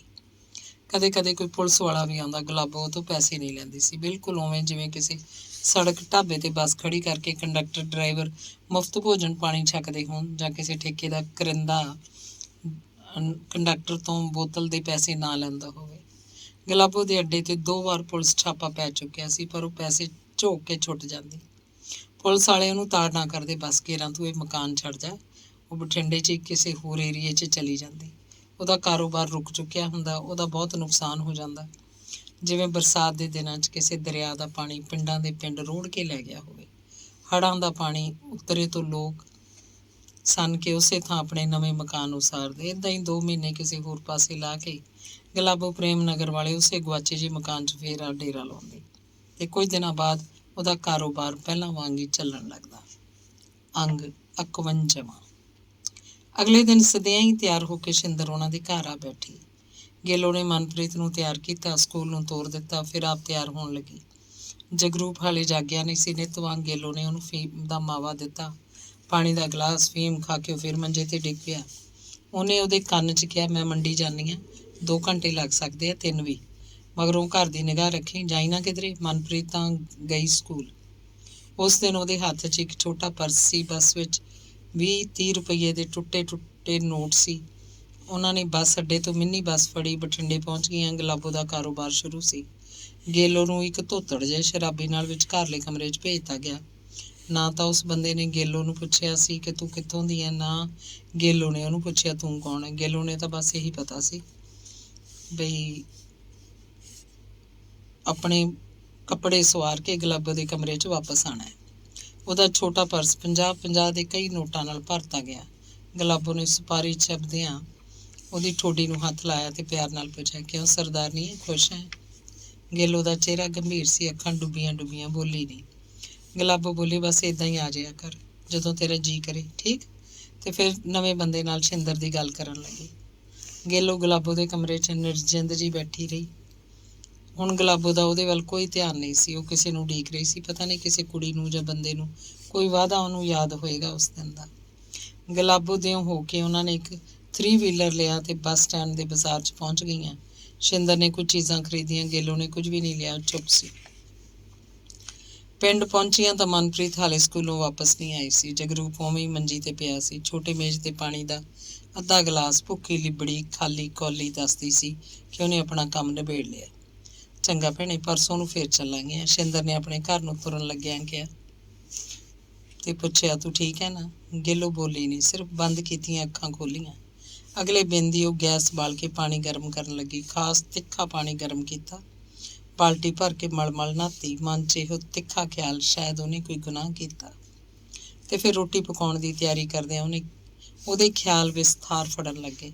ਉਹਨੇ ਆਪ ਹਾਲੇ ਰੋਟੀ ਖਾਣੀ ਸੀ। ਮਨਪ੍ਰੀਤ ਸਕੂਲੋਂ ਆ ਕੇ ਰੋਟੀ ਖਾਂਦੀ ਹੁੰਦੀ ਸੀ, ਸ਼ਾਇਦ ਜਗਰੂਪ ਵੀ ਇੱਕ ਅੱਧੀ ਖਾਏ। ਬਲਵੰਤ ਨਾਲ ਨਾਜਾਇਜ਼ ਸੰਬੰਧ ਵੀ ਤਾਂ ਇੱਕ ਗੁਨਾਹ ਸੀ, ਚਾਹੇ ਉਹਦੀ ਆਪਣੀ ਚਾਹਤ ਸੀ। ਜਗਰੂਪ ਨਾਲ ਉਹਦਾ ਨਰੜ ਵੀ ਗੁਨਾਹ ਸੀ। ਇਹ ਉਹਦਾ ਆਪਣਾ ਕਸੂਰ ਨਹੀਂ ਸੀ। ਰਾਮਾ ਵੀ ਤਾਂ ਇੱਕ ਗੁਨਾਹ ਸੀ। ਉਹਦੇ ਜੀਵਨ ਦੀ ਤਬਾਹੀ ਦਾ ਆਗਾਜ਼। ਰੋਟੀਆਂ ਪਕਾਉਂਦੀ ਪਕਾਉਂਦੀ ਉਹ ਮੱਥਾ ਫੜ ਕੇ ਬੈਠ ਜਾਂਦੀ ਤੇ ਡੂੰਘਾ ਸੋਚਣ ਲੱਗਦੀ। ਤੇ ਫਿਰ ਉਹਦੀ ਸੋਚ ਮੁੜੀ, ਰਾਮਾ ਗੁਨਾਹ ਕਦੋਂ ਸੀ? ਉਹ ਤਾਂ ਉਹਨੇ ਮੰਗ ਕੇ ਲਿਆ ਸੀ। ਜਗਰੂਪ ਉਹਦੇ ਪਿਆਰੇ ਮਾਮੇ ਦੀ ਸਹੇੜ ਸੀ। ਮਾਮੇ ਨੇ ਤਾਂ ਚੰਗਾ ਹੀ ਕੀਤਾ ਸੀ। ਗੰਦੀ ਰੂੜੀ ਦਾ ਢੇਰ ਆਪਣੇ ਬਾਰ 'ਚੋਂ ਉਠਾ ਦਿੱਤਾ ਸੀ। ਇਹ ਗੁਨਾਹ ਕਦੋਂ ਸੀ? ਤੇ ਫਿਰ ਬਲਵੰਤ ਕਦੋਂ ਗੁਨਾਹ ਸੀ? ਉਹ ਜਗਰੂਪ ਦਾ ਇੱਕ ਬਖਸ਼ੀਸ਼ੀ ਬਦਲ ਸੀ। ਉਹਨੇ ਨਿਰਣਾ ਕੀਤਾ, ਗੁਲਾਬੋ ਭੂਆ ਦਾ ਅੱਡਾ ਵੀ ਗੁਨਾਹ ਨਹੀਂ ਹੈ। ਘਰ ਤੁਰਨਾ ਜ਼ਰੂਰੀ ਹੈ। ਸ਼ਿੰਦਰ ਦੀ ਆਖਤ ਜਿਵੇਂ ਵਾਜਾ ਵੱਜਦਾ ਹੈ, ਵਜਾਓ। ਉਹ ਰਸੋਈ 'ਚੋਂ ਨਿਕਲ ਕੇ ਸਬਾਤ 'ਚ ਆਈ ਤਾਂ ਉਹਦੇ ਸਾਹ ਸੌਖੇ ਸੌਖੇ ਵਗਣ ਲੱਗੇ। ਉਹ ਸ਼ੀਸ਼ਾ ਲੈ ਕੇ ਬੈਠ ਗਈ। ਚਿਹਰੇ 'ਤੇ ਕੋਈ ਬੁਰਾ ਪ੍ਰਭਾਵ ਨਹੀਂ ਸੀ। ਉਹਨੇ ਜਗਰੂਪ ਨੂੰ ਮੰਜੇ ਤੋਂ ਉਠਾ ਕੇ ਰੋਟੀ ਦਿੱਤੀ। ਉਹਨੇ 2 ਰੋਟੀਆਂ ਮਸਾਂ ਖਾਧੀਆਂ, ਮੂੰਹ ਹੋਰੂ ਜਿਹਾ ਬਣਾ ਕੇ ਜਿਵੇਂ ਰੋਟੀ ਦੀਆਂ ਬੁਰਕੀਆਂ ਕੌੜੀਆਂ ਲੱਗ ਰਹੀਆਂ ਹੋਣ। ਆਲੂ ਗੋਭੀ ਤੜਕ ਕੇ ਗੇਲੋ ਨੇ ਸ਼ੌਕ ਨਾਲ ਵਧੀਆ ਸਬਜ਼ੀ ਬਣਾਈ ਸੀ। ਮਨਪ੍ਰੀਤ ਆਈ ਤਾਂ ਮਾਂ ਨੇ ਚਾਹ ਨਾਲ ਰੋਟੀ ਖਾਧੀ। ਧੀ ਦੀਆਂ ਨਿੱਕੀਆਂ ਨਿੱਕੀਆਂ ਗੱਲਾਂ ਉਹਨੂੰ ਚੰਗੀਆਂ ਲੱਗ ਰਹੀਆਂ ਸੀ। ਉਹਨੇ ਜ਼ਿੰਦਗੀ ਦਾ ਇੱਕ ਪਾਸਾ ਕਰ ਲਿਆ। ਇਸ ਕਰਕੇ ਉਹ ਖੁਸ਼ ਸੀ, ਨਹੀਂ ਤਾਂ ਹਮੇਸ਼ਾ ਸੜੀ ਬਲੀ ਰਹਿੰਦੀ। ਮਨਪ੍ਰੀਤ ਦੀਆਂ ਗੱਲਾਂ ਧਿਆਨ ਨਾਲ ਸੁਣਦੀ ਨਹੀਂ ਸੀ। ਪਿਛਲੇ ਪਹਿਰ ਦੀ ਚਾਹ ਤੋਂ ਬਾਅਦ ਗੇਲੋ ਨੇ ਆਪਣੇ ਪਰਸ 'ਚੋਂ 50-50 ਦੇ 4 ਨੋਟ ਕੱਢੇ। ਜਗਰੂਪ ਦੀਆਂ ਜਗਬੂਝੂ ਕਰਦੀਆਂ ਅੱਖਾਂ ਅੱਗੇ ਕਰਤੇ। ਉਹਦਾ ਮੂੰਹ ਖੁੱਲ੍ਹੇ ਦਾ ਖੁੱਲ੍ਹਾ ਰਹਿ ਗਿਆ। ਜਗਰੂਪ ਲਈ ਇਹ ਤਾਂ ਕੋਈ ਚਮਤਕਾਰ ਸੀ। ਅੱਜ ਪਹਿਲਾ ਦਿਨ ਸੀ ਜਦ ਗੇਲੋ ਨੇ ਉਹਨੂੰ ਆਪਣੇ ਆਪ ਪੈਸੇ ਦਿੱਤੇ। ਨਹੀਂ ਤਾਂ ਪਹਿਲਾਂ ਹਮੇਸ਼ਾ ਉਹ ਮਾਰ ਕੁਟਾਈ ਕਰਕੇ ਉਹ ਤੋਂ ਪੈਸੇ ਲੈਂਦਾ ਹੁੰਦਾ ਸੀ। ਊਰਮਾ ਜਿਹਾ ਕਰਕੇ ਉਸੇ ਵੇਲੇ ਉੱਠਿਆ, ਬੱਸ ਅੱਡੇ ਨੂੰ ਤੁਰ ਪਿਆ। ਦੇਸੀ ਸ਼ਰਾਬ ਦੀ ਬੋਤਲ ਚਾਦਰੇ ਦੇ ਡੱਬ 'ਚ ਦੇ ਕੇ ਕਾਹਲੇ ਕਦਮੀ ਘਰ ਆ ਵੜਿਆ ਤੇ ਬੈਠਕ 'ਚ ਬੈਠ ਕੇ ਇਕੱਲਾ ਹੀ ਪੀਣ ਲੱਗਿਆ। ਗੇਲੋ ਕਹਿੰਦੀ, ਐਂ ਘਰ ਬੈਠ ਕੇ ਇਕੱਲਾ ਪੀ ਲਿਆ ਕਰ, ਐਂ ਤਾਂ ਚੰਗਾ ਵੀ ਲੱਗਦਾ, ਲੋਕਾਂ ਨੂੰ ਪਿਆਉਣ ਦਾ ਕੀ ਫਾਇਦਾ। ਸ਼ਿੰਦਰ ਦੇ ਉਹ ਤੀਜੇ ਦਿਨ ਬਠਿੰਡੇ ਜਾਂਦੀਆਂ। ਕੁੜੀ ਦੇ ਸਕੂਲ ਜਾਣ ਤੋਂ ਬਾਅਦ ਝੋਲੇ ਲੈ ਕੇ ਤੁਰ ਪੈਂਦੀਆਂ। ਉੱਧਰ ਸ਼ਿੰਦਰ ਦੇ ਮੁੰਡਾ ਕੁੜੀ ਵੀ ਸਕੂਲ ਜਾ ਚੁੱਕੇ ਹੁੰਦੇ। ਬੰਦਿਆਂ ਨੂੰ ਉਹ ਭੁੱਚੋ ਮੰਡੀ ਕਹਿ ਕੇ ਜਾਂਦੀਆਂ। ਸਕੂਲ ਦੀ ਛੁੱਟੀ ਤੋਂ ਪਹਿਲਾਂ ਪਹਿਲਾਂ ਮੁੜ ਆਉਂਦੀਆਂ ਤੇ ਜਿਸ ਦਿਨ ਬਹੁਤਾ ਆਥਣ ਕਰਨਾ ਹੁੰਦਾ ਜਵਾਕਾਂ ਨੂੰ ਦੱਸ ਕੇ ਜਾਂਦੀਆਂ, ਆਖਦੀਆਂ ਬਠਿੰਡੇ ਜਾਣਾ, ਕੱਪੜਾ ਲੀੜਾ ਜਾ ਖਰੀਦਣਾ। ਗੇਲੋ ਨੇ ਕੀਤੂ ਨੂੰ ਕੰਮ ਤੋਂ ਹਟਾ ਦਿੱਤਾ ਸੀ। ਘਰ 'ਚ ਹੁਣ ਉਹਦੇ ਕਰਨ ਵਾਲਾ ਕੋਈ ਖਾਸ ਕੰਮ ਨਹੀਂ ਰਹਿ ਗਿਆ ਸੀ। ਜਦੋਂ ਮੱਝ ਨਹੀਂ ਸੀ ਤਾਂ ਹੋਰ ਕਿਹੜਾ ਕੰਮ ਸੀ। ਘਰ ਦੇ ਬਸ ਨਿੱਕੇ ਮੋਟੇ ਕੰਮ ਸੀ ਜਿਹੜੇ ਹੁਣ ਉਹ ਆਪ ਹੀ ਕਰ ਲੈਂਦੀ। ਕੁੜੀ ਨੂੰ ਨਾਲ ਲਾ ਲੈਂਦੀ। ਅਸਲ 'ਚ ਕੀਤੂ ਹੁਣ ਘਰ 'ਚ ਇੱਕ ਅੜਿੱਕਾ ਸੀ। ਐਵੇਂ ਪੁੱਛ ਪੜਤਾਲ ਜੀ ਕਰਦਾ ਰਹਿੰਦਾ। ਚਾਚੀ ਇੰਨੀ ਸਦਿਆਂ ਕਿਉਂ ਜਾਨੀ ਹੈ ਕਿਧਰੇ? ਚਾਚੀ ਕਦੋਂ ਮੁੜੇਂਗੀ? ਚਾਚੀ ਤੀਜੇ ਦਿਨ ਕੀ ਕਰਨ ਜਾਨੀ ਹੈ ਬਠਿੰਡੇ? ਚਾਚੀ ਇਹ ਪੈਸੇ ਕੌਣ ਦਿੰਦਾ ਤੈਨੂੰ? ਆਦਿ। ਅੰਗ 52। ਬਲਵੰਤ ਹਾਲੇ ਵੀ ਉਹਨਾਂ ਦੇ ਘਰ ਦਾ ਜਿਹਾ ਬਚਾ ਕੇ ਗੇੜਾ ਮਾਰਦਾ ਸੀ। ਉਹ ਕਦੇ ਆਉਂਦਾ ਤਾਂ ਜਗਰੂਪ ਨੂੰ ਬੈਠਕ 'ਚ ਪਏ ਨੂੰ ਜਗਾ ਕੇ ਪੁੱਛਦਾ। ਉਹ ਜਵਾਬ ਦਿੰਦਾ ਕਿ ਉਹ ਤਾਂ ਭੁੱਚੋ ਮੰਡੀ ਗਈ ਹੈ, ਕਦੇ ਦੱਸਦਾ ਬਠਿੰਡੇ ਗਈ ਹੈ। ਉਹ ਘਰੇ ਹੀ ਮਿਲ ਜਾਂਦੀ ਤਾਂ ਬਹਾਨਾ ਮਾਰਦੀ। ਉਹ ਠਿੱਠ ਜਿਹਾ ਹੋ ਕੇ ਬੈਠਕ 'ਚ ਜਾਂਦਾ, ਜਗਰੂਪ ਨਾਲ ਬੇਸ ਸਿਰ ਪੈਰ ਦੀਆਂ ਗੱਲਾਂ ਕਰਨ ਲੱਗਦਾ। ਕਦੇ ਗੁਰਮੋਇਲ ਕੌਰ ਨੂੰ ਮੱਲੋ ਮੱਲੀ ਫੜ ਵੀ ਲੈਂਦਾ। ਉਹ ਰੌਲਾ ਪਾਉਣ ਜੋਗੀ ਵੀ ਨਹੀਂ ਸੀ, ਪਰ ਉਹਨੂੰ ਪੂਰੀ ਨਫ਼ਰਤ ਸੀ ਬਲਵੰਤ ਨਾਲ। ਉਹਦਾ ਜੀਅ ਕਰਦਾ ਉਹਨੂੰ ਧੱਕੇ ਮਾਰ ਕੇ ਘਰੋਂ ਬਾਹਰ ਕੱਢ ਦੇਵੇ ਜਾਂ ਕੁਝ ਚੁੱਕ ਕੇ ਮਾਰੇ ਉਹਦੇ ਸਿਰ 'ਚ, ਥਾਂ ਇਹਦੀ ਥਾਂ ਮਰ ਜਾਏ ਕੀੜੇ ਪੈਣਾ। ਇੱਕ ਦਿਨ ਜਿਵੇਂ ਗੇਲੋ ਨੂੰ ਉਹਦੀ ਉਡੀਕ ਹੋਵੇ। ਕੁੜੀ ਘਰ ਨਹੀਂ ਸੀ। ਉਹਨੇ ਪੂਰਾ ਮਿੱਥ ਰੱਖਿਆ ਸੀ ਅੱਜ ਉਹਦੇ ਕਾਬੂ ਨਹੀਂ ਆਏਗੀ। ਜਗਰੂਪ ਬੈਠਕ 'ਚ ਘੂਕ ਸੁੱਤਾ ਪਿਆ ਸੀ। ਉਹ ਸੱਚਮੁੱਚ ਹੀ ਆ ਗਿਆ। ਉਸ ਦਿਨ ਉਹਦੀ ਸ਼ਰਾਬ ਪੀਤੀ ਹੋਈ ਸੀ, ਜਿਵੇਂ ਉਹ ਵੀ ਕੋਈ ਫੈਸਲਾ ਕਰਕੇ ਆਇਆ ਹੋਵੇ। ਉਹਨੂੰ ਪਤਾ ਸੀ ਜਗਰੂਪ ਤਾਂ ਇਸ ਵੇਲੇ ਬੈਠਕ 'ਚ ਸੁੱਤਾ ਪਿਆ, ਭੁੱਖੀ ਖਾ ਕੇ ਉਹਨੂੰ ਕੋਈ ਸੁਰਤ ਨਹੀਂ ਰਹਿੰਦੀ। ਉਹ ਸਿੱਧਾ ਹੀ ਰਸੋਈ 'ਚ ਗਿਆ। ਗੇਲੋ ਕੋਈ ਕੰਮ ਕਰ ਰਹੀ ਸੀ। ਉਹਨਾਂ ਦਾ ਹੱਥ ਫੜ ਕੇ ਸਬਾਤ ਵੱਲ ਖਿੱਚਣਾ ਚਾਹਿਆ। ਗੇਲੋ ਬੜੇ ਠਰਮੇ ਤੇ ਪਿਆਰ ਨਾਲ ਬੋਲੀ, ਤੂੰ ਸਬਾਤ 'ਚ ਮੰਜੇ ਤੇ ਜਾ ਕੇ ਬੈਠ, ਮੈਂ ਹੁਣੇ ਆਈ। ਉਹ ਦਬਾ ਸੱਟ ਗੁਸਲਖਾਨੇ 'ਚ ਗਈ। ਦੋਵੇਂ ਹੱਥਾਂ ਤੇ ਸਰੋਂ ਦਾ ਤੇਲ ਮਲ ਲਿਆ। ਫਿਰ ਰਸੋਈ 'ਚ ਜਾ ਕੇ ਪੁੱਠੇ ਤਵੇ ਉੱਤੇ ਦੋਵੇਂ ਹਥੇਲੀਆਂ ਨੂੰ ਚੰਗੀ ਤਰ੍ਹਾਂ ਘਸਾਉਣ ਲੱਗੀ। ਹਥੇਲੀਆਂ ਉਲਟਾ ਕੇ ਦੇਖੀਆਂ, ਕਾਫੀ ਸੀ। ਰਸੋਈ 'ਚੋਂ ਹੌਲੀ ਹੌਲੀ ਪੋਲੇ ਪੈਰੀਂ ਬਾਹਰ ਨਿਕਲੀ। ਸਬਾਤ 'ਚ ਮੰਜੇ ਤੇ ਪਿੱਠ ਕਰੀ ਬੈਠਾ ਸੀ। ਉਸੇ ਨੂੰ ਉਡੀਕ ਰਿਹਾ ਸੀ। ਉਹ ਚੁੱਪਚਾਪ ਉਹਦੇ ਮਗਰ ਜਾ ਕੇ ਖੜ ਗਈ। ਫਿਰ ਉਹਦਾ ਮੂੰਹ ਆਪਣੇ ਦੋਵਾਂ ਹਥੇਲੀਆਂ 'ਚ ਜਕੜ ਲਿਆ। ਹੱਥਾਂ ਦੀ ਸਾਰੀ ਕਾਲਖ ਨਾਲ ਉਹਦਾ ਚਿਹਰਾ ਲਿਪਤਾ। ਉੱਠ ਕੇ ਉਹਨੂੰ ਫੜਨ ਲੱਗਿਆ, ਪਰ ਉਹ ਤਾਂ ਵਿਹੜੇ 'ਚ ਖੜੀ ਸੀ, ਉੱਚੀ ਉੱਚੀ ਚੀਕਾਂ ਮਾਰ ਰਹੀ ਸੀ। ਉਹਦੀਆਂ ਚੀਕਾਂ ਸੁਣ ਕੇ ਜਗਰੂਪ ਉੱਠ ਖੜਾ, ਥਿੜਕਦੇ ਪੈਰਾਂ ਨਾਲ ਵਿਹੜੇ 'ਚ ਆਇਆ। ਥਥਲਾਉਂਦੀ ਆਵਾਜ਼ 'ਚ ਉਹਨੂੰ ਪੁੱਛਣ ਲੱਗਿਆ, ਨੀ ਕੀ ਹੋ ਗਿਆ ਤੈਨੂੰ? ਬਲਵੰਤ ਬਾਹਰ ਨੂੰ ਭੱਜਿਆ ਜਾ ਰਿਹਾ ਸੀ। ਸਿਰ ਦੀ ਪੱਗ ਉਤਾਰ ਕੇ ਉਹ ਬਿੰਦੇ ਬਿੰਦੇ ਆਪਣਾ ਮੂੰਹ ਪੂੰਝਦਾ, ਫਿਰ ਹੋਰ ਭੱਜਣ ਲੱਗਦਾ। ਜਦੋਂ ਉਹਨੂੰ ਜਗਰੂਪ ਦੇ ਘਰ ਅੱਗੇ ਆਂਢੀ ਗੁਆਂਢੀ ਇਕੱਠੇ ਹੋ ਕੇ ਆਏ, ਉੱਥੇ ਕੁਝ ਵੀ ਨਹੀਂ ਸੀ। ਗੇਲੋ ਦੀਆਂ ਚੀਕਾਂ ਵੀ ਨਹੀਂ ਸੀ। ਜਗਰੂਪ ਪਹਿਲਾਂ ਵਾਂਗ ਹੀ ਬੈਠਕ 'ਚ ਮੰਜੇ ਉੱਤੇ ਜਾ ਡਿੱਗਿਆ ਸੀ। ਆਂਢੀ ਗੁਆਂਢੀ ਉਹਨਾਂ ਦੇ ਘਰ ਅੰਦਰ ਨਹੀਂ ਵੜੇ। ਉਹਨਾਂ ਨੇ ਗੇਲੋ ਨੂੰ ਕੁਝ ਨਹੀਂ ਪੁੱਛਿਆ। ਬਾਹਰ 'ਚ ਹੀ ਗੱਲਾਂ ਦਾ ਕਚੀਰਾ ਜਿਹਾ ਕਰਕੇ ਆਪਣੇ ਘਰਾਂ ਨੂੰ ਤੁਰ ਗਏ। ਬਲਵੰਤ ਦੀ ਬਹੁਤ ਹੱਦ ਤੱਕ ਹੋਈ ਸੀ। ਕਈਆਂ ਨੇ ਉਹਨੂੰ ਉਹਨਾਂ ਦੇ ਘਰੋਂ ਭੱਜਿਆ ਜਾਂਦਾ ਦੇਖ ਲਿਆ। ਚਿਹਰੇ ਨੂੰ ਸਿਰ ਦੀ ਪੱਗ ਨਾਲ ਢੱਕਦਾ, ਰਗੜਦਾ, ਜਿਵੇਂ ਮਖਿਆਲ ਨੂੰ ਛੇੜ ਕੇ ਕੋਈ ਭੱਜ ਨਿਕਲਿਆ ਹੋਵੇ। ਤੇ ਮੱਖੀਆਂ ਦੂਰ ਤੱਕ ਵੀ ਉਹਦਾ ਖਹਿੜਾ ਨਾ ਛੱਡ ਰਹੀਆਂ ਹੋਣ। 5-7 ਦਿਨ ਉਹ ਘਰੋਂ ਬਾਹਰ ਨਹੀਂ ਨਿਕਲਿਆ। ਦੇਖਣ ਵਾਲੇ ਤਰ੍ਹਾਂ ਤਰ੍ਹਾਂ ਦੀਆਂ ਗੱਲਾਂ ਕਰਦੇ ਤੇ ਅੰਦਾਜ਼ੇ ਲਾਉਂਦੇ ਰਹਿੰਦੇ। ਬਲਵੰਤ ਅੰਦਰੇ ਪਿਆ ਜਾਂ ਬੈਠਾ ਰਹਿੰਦਾ। 15 ਦਿਨ ਲੰਘ ਗਏ, ਫਿਰ ਮਹੀਨਾ ਹੋ ਗਿਆ। ਉਹ ਕਿਸੇ ਜ਼ਖਮੀ ਸੱਪ ਵਾਂਗ ਵਿਉ ਘੋਲਦਾ ਰਹਿੰਦਾ। ਮਾਂ ਹੀ ਉਹਨੂੰ ਰੋਟੀ ਟੁੱਕ ਦਿੰਦੀ ਜਾਂ ਫਿਰ ਵੱਡਾ ਮੁੰਡਾ ਪਾਣੀ ਧਾਣੀ ਦਿੰਦਾ। ਸੁਰਜੀਤ ਕੌਰ ਤਾਂ ਉਹਨੂੰ ਪੁੱਛਦੀ ਨਹੀਂ ਸੀ, ਦੇਖਦੀ ਪਰੇ ਮੂੰਹ ਕਰ ਲੈਂਦੀ। ਚੰਨਣ ਸੂ ਆਖਦਾ, ਓਏ ਭਾਈ ਕੀ ਹੋ ਗਿਆ ਤੈਨੂੰ? ਕਦੇ ਖੇਤ ਟਰੈਗਟ ਲੈ ਕੇ ਨਹੀਂ ਜਾਂਦਾ? ਅੰਦਰ ਵੜ ਕੇ ਬੈਠਣ ਨਾਲ ਨਹੀਂ ਸਰਨਾ ਬਲਵੰਤ। ਕਹਿੰਦੇ ਸੂਬੇਦਾਰਾਂ ਵਾਲੀ 4 ਕਿੱਲੇ ਚੋਂ ਪਾਣੀ ਸੁੱਕਿਆ ਨਹੀਂ ਹਾਲੇ। ਜਾ ਕੇ ਦੇਖ ਉਹਨੂੰ, ਪਾਣੀ ਸੁੱਕੇ ਤੋਂ ਕਸੀਆਂ ਫੇਰਨਾ ਪਊ। ਕੋਈ ਨਹੀਂ ਬਾਪੂ, ਜਾਂਦੇ ਆ, ਮੇਰਾ ਚਿੱਤ ਨਹੀਂ ਠੀਕ। ਉੱਠਦਾ ਬਸ ਕੱਲ ਨੂੰ, ਉਹ ਹੌਲੀ ਹੌਲੀ ਬੋਲਦਾ। ਜਦੋਂ ਬੋਲਦਾ ਸੁਰਜੀਤ ਉਹਨੂੰ ਕੰਨ ਲਾ ਕੇ ਸੁਣਦੀ। ਅੰਗ 53। ਗੁਰਮੇਲ ਕੌਰ ਦੀ ਉਮਰ ਇਸ ਵਕਤ 44-45 ਸਾਲ ਸੀ, ਪਰ ਉਹ ਦੇਖਣ 'ਚ 35 ਦੀ ਲੱਗਦੀ। ਉਹਦਾ ਸਰੀਰ ਗਠਿਆ ਸੀ, ਚਿਹਰੇ ਤੇ ਕੋਈ ਝੁਰੜੀ ਨਹੀਂ ਸੀ, ਦੰਦ ਚਿੱਟੇ, ਅੱਖਾਂ 'ਚ ਚਮਕ, ਚਾਲ 'ਚ ਪੂਰੀ ਮੜਕ। ਗੁਲਾਬੋ ਕਿਹੜਾ ਜਨਮ ਦਾ ਸਰਟੀਫਿਕੇਟ ਦੇਖਦੀ, ਉਹਨੂੰ ਤਾਂ ਗਾਹਕ ਦੱਸਦੇ ਸ਼ਿੰਦਰ ਨਾਲੋਂ ਗੇਲੋ ਦਾ ਵੱਧ ਮੁੱਲ ਪੈਂਦਾ। ਇਸ ਕਰਕੇ ਸ਼ਿੰਦਰ ਨੂੰ ਕੁਝ ਈਰਖਾ ਵੀ ਸੀ, ਪਰ ਉਹਨੂੰ ਤਸੱਲੀ ਸੀ। ਆਖਦੀ, ਮੈਨੂੰ ਸਾਹ ਹੈ ਨਾ, ਹਾਲੇ ਵੀ ਠੀਕ ਆ। ਗੇਲੋ ਨੂੰ ਬਠਿੰਡੇ ਜਾਂਦੀ ਨੂੰ 1-1.25 ਸਾਲ ਹੋ ਗਿਆ ਸੀ। ਹੁਣ ਉਹਦੀ ਆਰਥਿਕ ਹਾਲਤ ਖਾਸੀ ਠੀਕ ਸੀ। ਨੱਥਾ ਸੂੰ ਹਿੱਸੇ ਦੀ ਪੂਰੀ ਫਸਲ ਦਿੰਦਾ। ਕੁੜੀ ਦੀ ਪੜ੍ਹਾਈ ਹੋਈ ਜਾਂਦੀ ਸੀ। ਜਗਰੂਪ ਦਾ ਨਸ਼ਾ ਪਾਣੀ ਚੱਲੀ ਜਾਂਦਾ, ਘਰ ਤੁਰੀ ਜਾਂਦਾ। ਹੁਣ ਉਹ ਤੀਜੇ ਦਿਨ ਵੀ ਨਹੀਂ ਜਾਂਦੀਆਂ ਸੀ, ਚੌਥੇ ਜਾਂ 5ਵੇਂ ਦਿਨ ਗੇੜਾ ਮਾਰਦੀਆਂ। 2 ਦਿਨਾਂ 'ਚ ਆਪਣਾ ਕੱਪੜਾ ਲੀੜਾ ਧੋ ਲੈਂਦੀਆਂ, ਆਰਾਮ ਕਰਦੀਆਂ। ਬਗਾਨੇ ਪੁੱਤ ਸ਼ਰਾਬਾਂ ਪੀ ਕੇ ਉਹਨਾਂ ਦੇ ਸਰੀਰ ਦਾ ਪੁਰਜਾ ਹਿਲਾ ਦਿੰਦੇ। ਦਿਓ ਦੇ ਦਿਓ ਹੁੰਦੇ, ਕੱਪੜੇ ਪਾੜ ਦਿੰਦੇ। ਕੁੱਤਿਆਂ ਵਾਂਗ ਮਾਸ ਦਾ ਬੁਰ ਕੱਢਣ ਤੱਕ ਜਾਂਦੇ। ਰੰਗਦਾਰ ਝੋਲਿਆਂ 'ਚੋਂ ਇੱਕ ਵਾਧੂ ਸੂਟ ਪਾ ਕੇ ਲੈ ਜਾਂਦੀਆਂ। ਗੇਲੋ ਆਪਣਾ ਤੌਲੀਆ ਲੈ ਕੇ ਜਾਂਦੀ। ਬਠਿੰਡੇ ਮੁੜੇ ਕੱਪੜਿਆਂ ਨੂੰ 2 ਵਾਰ ਸਾਬਣ ਲਾ ਕੇ ਧੋਂਦੀ। ਲੋਹੜੀ ਲੰਘੀ ਨੂੰ ਕਈ ਦਿਨ ਹੋ ਚੁੱਕੇ ਸੀ। ਮਾਘ ਫੱਗਣ ਦੀ ਠੰਡੀ ਰੁੱਤ ਸੀ। ਉਹ ਦੋਵੇਂ ਜਣੀਆਂ ਆਪਣੇ ਜਵਾਕਾਂ ਨੂੰ ਸਕੂਲ ਤੋਰ ਕੇ ਤਿਆਰ ਹੋਈਆਂ। ਆਪਣੇ ਝੋਲੇ ਲੈ ਕੇ ਬਠਿੰਡੇ ਨੂੰ ਤੁਰ ਪਈਆਂ। ਉਸ ਦਿਨ ਉਹਨਾਂ ਦਾ ਆਥਣ ਤੱਕ ਬਠਿੰਡੇ ਰਹਿਣ ਦਾ ਪ੍ਰੋਗਰਾਮ ਸੀ। ਵੱਧ ਰਹਿਣ ਨਾਲ ਵੱਧ ਪੈਸੇ ਮਿਲਦੇ। ਕਦੇ 2 ਬੰਦੇ ਵੀ ਕੱਢ ਲੈਂਦੀਆਂ, ਇਹ ਦੁੱਗਣੇ ਪੈਸੇ ਮਿਲਦੇ। ਕੋਈ ਬੰਦਾ ਭੇਜ ਕੇ ਬਲਵੰਤ ਨੇ ਪਤਾ ਲਿਆ, ਗੁਰਮੇਲ ਕੌਰ ਘਰ ਨਹੀਂ ਸੀ। 10 ਵੱਜ ਚੁੱਕੇ ਸੀ। ਉਹਦਾ ਪੱਕਾ ਵਿਸ਼ਵਾਸ ਸੀ ਕਿ ਜੇ ਇਸ ਵਕਤ ਉਹ ਘਰ ਨਹੀਂ ਤਾਂ ਜ਼ਰੂਰ ਬਠਿੰਡੇ ਗਈ ਹੋਈ। ਉਹਦੀ ਕੁੜੀ ਸਕੂਲ ਹੈ। ਜਗਰੂਪ ਬੈਠਕ 'ਚ ਰਜਾਈ ਲੈ ਕੇ ਸੁੱਤਾ ਪਿਆ ਹੋਊਗਾ। ਭੁੱਖੀ ਫੀਮ ਛਕੀ ਹੋਊਗੀ। ਉਹ ਤਿਆਰ ਜਿਹਾ ਹੋ ਕੇ ਜਗਰੂਪ ਦੇ ਘਰ ਆ ਵੜਿਆ। ਉੱਚਾ ਬੋਲ ਕੱਢ ਕੇ ਹਾਕ ਮਾਰੀ, ਜਗਰੂਪ ਸਿਆਂ। ਕੋਈ ਨਹੀਂ ਬੋਲਿਆ। ਸਬਾਤ ਦਾ ਬਾਹਰਲਾ ਕੁੰਡਾ ਲੱਗਿਆ ਹੋਇਆ ਸੀ। ਰਸੋਈ ਦਾ ਬਾਰ ਵੀ ਬੰਦ ਸੀ। ਬੈਠਕ ਦਾ ਬਾਰ ਖੁੱਲ੍ਹਾ ਸੀ। ਉਹਦਾ ਬੋਲ ਜਗਰੂਪ ਨੂੰ ਕਿੱਥੇ ਸੁਣਿਆ ਹੋਏਗਾ। ਉਹ ਤਾਂ ਹਮੇਸ਼ਾ ਵਾਂਗ ਘੂਕ ਸੁੱਤਾ ਪਿਆ ਸੀ। ਇੱਕ ਭੁੱਕੀ ਦਾ ਨਸ਼ਾ, ਦੂਜਾ ਰਜਾਈ ਦਾ ਨਿੱਘ। ਬਲਵੰਤ ਨੇ ਉਹਦੇ ਮੂੰਹ ਤੋਂ ਰਜਾਈ ਦਾ ਲੜ ਪਰਾਂ ਹਟਾ ਕੇ ਉਹਨੂੰ ਉੱਚਾ ਬੋਲ ਕੇ ਆਖਿਆ, ਕੰਜਰ ਦਿਆ, ਕਦੇ ਜਾਗਦਾ ਵੀ ਰਿਹਾ ਕਰ। ਸੁੰਨੇ ਘਰ ਨੂੰ ਚਾਹੇ ਲੁੱਟ ਕੇ ਲੈ ਜੇ ਕੋਈ, ਸਾਰਾ ਦਿਨ ਕੁੰਭ ਕਰਨ ਬਣਿਆ ਰਹਿਣਾ। ਜਗਰੂਪ ਨੇ ਅੱਖਾਂ ਝਮਕੀਆਂ ਤੇ ਉੱਠ ਕੇ ਬੈਠ ਗਿਆ। ਮੂੰਹ ਤੇ ਹੱਥ ਫੇਰਿਆ, ਖੰਘਿਆ ਵੀ ਤੇ ਸਿਰ ਤੇ ਦੁਪੱਟਾ ਵਲੇਟਣ ਲੱਗਾ। ਗੁਰਮੇਲ ਕੌਰ ਨਹੀਂ ਦਿੰਦੀ ਕਿਧਰੇ, ਕਿੱਥੇ ਗਈ ਆ? ਇੱਥੇ ਕਿਤੇ ਹੋਣੀ ਆ, ਕਿਸੇ ਦੇ ਘਰ ਬੈਠੀ ਹੋਊ, ਹੋਰ ਉਹਨੇ ਕਿੱਥੇ ਜਾਣਾ? ਤੈਨੂੰ ਨਹੀਂ ਪਤਾ? ਕਾਹਦਾ? ਉਹ ਹੁਣ ਸੰਤੂ ਗੰਜੇ ਦੀ ਨੂੰਹ ਨਾਲ ਜਾਂਦੀ ਹੈ ਬਠਿੰਡੇ। ਕਿਉਂ, ਉੱਥੇ ਕੀ ਕਰਨ ਜਾਂਦੀਆਂ ਨੇ? ਉਹ ਸਾਲਾ, ਉਹ ਤੈਨੂੰ ਕਾਸੇ ਦਾ ਪਤਾ ਨਹੀਂ? ਨਾ ਬਈ, ਗਊ ਵਾਲੀ ਆਣ। ਓਏ, ਉਹ ਤਾਂ ਅੱਡੇ ਤੇ ਜਾਂਦੀਆਂ, ਗੈਰ ਬੰਦੇ ਜਾਂਦੇ ਨੇ ਉੱਥੇ। ਅੱਡਾ ਕਿਹੜਾ ਹੈ ਤੇਰੀ? ਉਹ ਤੈਨੂੰ ਜਮਾਂ ਹੀ ਕੋਈ ਸੋ ਨਹੀਂ। ਅੱਡਾ ਕਿਹੜਾ? ਬੱਸ ਅੱਡਾ। ਉਹ ਖਸਮਾਂ, ਕਿੰਨੇ ਵਾਰੀ ਤਾਂ ਅਖਬਾਰਾਂ 'ਚ ਆਇਆ। ਪੁਲਿਸ ਛਾਪੇ ਨਹੀਂ ਮਾਰਦੀ? ਬਦਕਾਰੀ ਦੇ ਅੱਡਿਆਂ ਤੇ ਬੰਦੇ ਫੜੇ ਜਾਂਦੇ ਆ, ਤੀਵੀਆਂ ਫੜੀਆਂ ਜਾਂਦੀਆਂ ਨੇ। ਉੱਥੇ ਜਾਂਦੀ ਹੈ ਤੇਰੇ ਵਾਲੀ। ਉਹ ਪਿਆ ਰਹਿਣਾ ਸਾਰਾ ਦਿਨ ਭੁੱਕੀ ਖਾ ਕੇ। ਜਗਰੂਪ ਕੰਨ ਜੇ ਝਾੜਨ ਲੱਗਿਆ, ਜਿਵੇਂ ਉਹਨੂੰ ਸੁਣ ਨਾ ਰਿਹਾ ਹੋਵੇ ਕਿ ਬਲਵੰਤ ਕੀ ਬੋਲਦਾ, ਕੀ ਆਖਦਾ।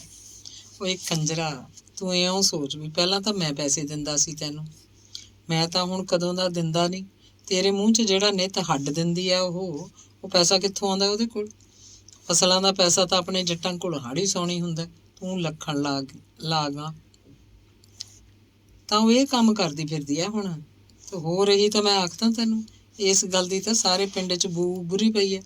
ਜੇ ਤੈਨੂੰ ਕੋਈ ਅਣਖ ਨਹੀਂ ਤਾਂ ਸਾਨੂੰ ਤਾਂ ਹੈ ਪਿੰਡ ਵਾਲਿਆਂ ਨੂੰ। ਉਹਨੂੰ ਰੋਕ ਕੁੱਤੀ ਨੂੰ, ਵੇਲਾ ਅਜੇ। ਮੈਂ ਤਾਂ ਤੈਨੂੰ ਇਹ ਆਖਣ ਆਇਆ ਸੀ। ਬਲਵੰਤ ਸਿਆ, ਕਿਵੇਂ ਕਰੀਏ ਫਿਰ? ਜਗਰੂਪ ਨੇ ਪਿੰਡੇ ਤੋਂ ਰਜਾਈ ਲਾ ਕੇ ਪਰਾਂ ਮਾਰੀ। ਉਹਦੇ ਅੰਦਰੋਂ ਗੁੱਸੇ ਦੀਆਂ ਲਾਟਾਂ ਉੱਠਣ ਲੱਗੀਆਂ। ਆਊਗੀ ਆਥਣੇ ਜਦੋਂ ਲਾ ਦੇ ਗਾਟਾ। ਕੁੱਤੀ ਇਹ ਕਰਦੀ ਕੀ ਫਿਰਦੀ ਹੈ, ਘਰ ਮੁਟਿਆਰ ਕੁੜੀ ਹੈ, ਕੋਈ ਆਣ ਇੱਜ਼ਤ ਹੁੰਦੀ ਹੈ ਬੰਦੇ ਦੀ। ਆਪਣੇ ਜੱਟਾਂ ਨੂੰ ਇਹ ਕੰਮ ਕੀ ਆਖਣ ਭਾਈ। ਉਹ ਮੰਜੇ ਤੋਂ ਥੱਲੇ ਲੱਤਾਂ ਲਮਕਾ ਕੇ ਬਹਿ ਗਿਆ, ਜਿਵੇਂ ਉਹਨੂੰ ਉਸੇ ਵੇਲੇ ਗੇਲੋ ਦੀ ਉਡੀਕ ਸ਼ੁਰੂ ਹੋ ਗਈ ਹੋਵੇ। ਚੰਗਾ ਚੱਲਦਾ, ਮੈਂ ਤਾਂ ਤੈਨੂੰ ਆਖ ਚੱਲਿਆ, ਹੁਣ ਆਪਦਾ ਪੜ੍ਹਿਆ ਵਿਚਾਰ। ਭਾਈ ਸਾਹਿਬ, ਬਲਵੰਤ ਉਹਨੂੰ ਅੱਗੇ ਲਾ ਕੇ ਘਰੋਂ ਬਾਹਰ ਹੋ ਗਿਆ।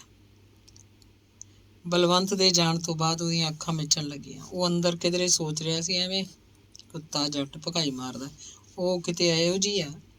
ਜਗਰੂਪ ਨੇ ਰਜਾਈ ਦੇ ਚਾਰੇ ਲੜ ਦੱਬੇ ਸੌਂ ਗਿਆ। ਮਨਪ੍ਰੀਤ ਸਕੂਲੋਂ ਆਈ। ਮਾਂ ਤੜਕੇ ਰੋਟੀਆਂ ਪਕਾ ਕੇ ਅਲਮਾਰੀ 'ਚ ਰੱਖ ਗਈ ਸੀ। ਕੁੜੀ ਨੇ ਪਹਿਲਾਂ ਸਬਜ਼ੀ ਗਰਮ ਕੀਤੀ, ਫਿਰ ਗੈਸ 'ਤੇ ਤਵਾ ਰੱਖ ਕੇ ਇੱਕ ਇੱਕ ਰੋਟੀ ਗਰਮ ਕਰਕੇ ਨਾਲ ਦੀ ਨਾਲ ਖਾਣ ਲੱਗੀ। ਪਿਓ ਨੂੰ ਉਹਨੇ ਕੁਛ ਨਹੀਂ ਪੁੱਛਿਆ। ਆਥਣ ਨੂੰ ਹਨੇਰੇ ਜਿਹੇ ਗੇਲੋ ਘਰ ਵੜੀ। ਕੁੜੀ ਰੋਟੀ ਪਕਾਈ ਬੈਠੀ ਸੀ, ਮਾਂ ਨੂੰ ਉਡੀਕ ਰਹੀ ਸੀ।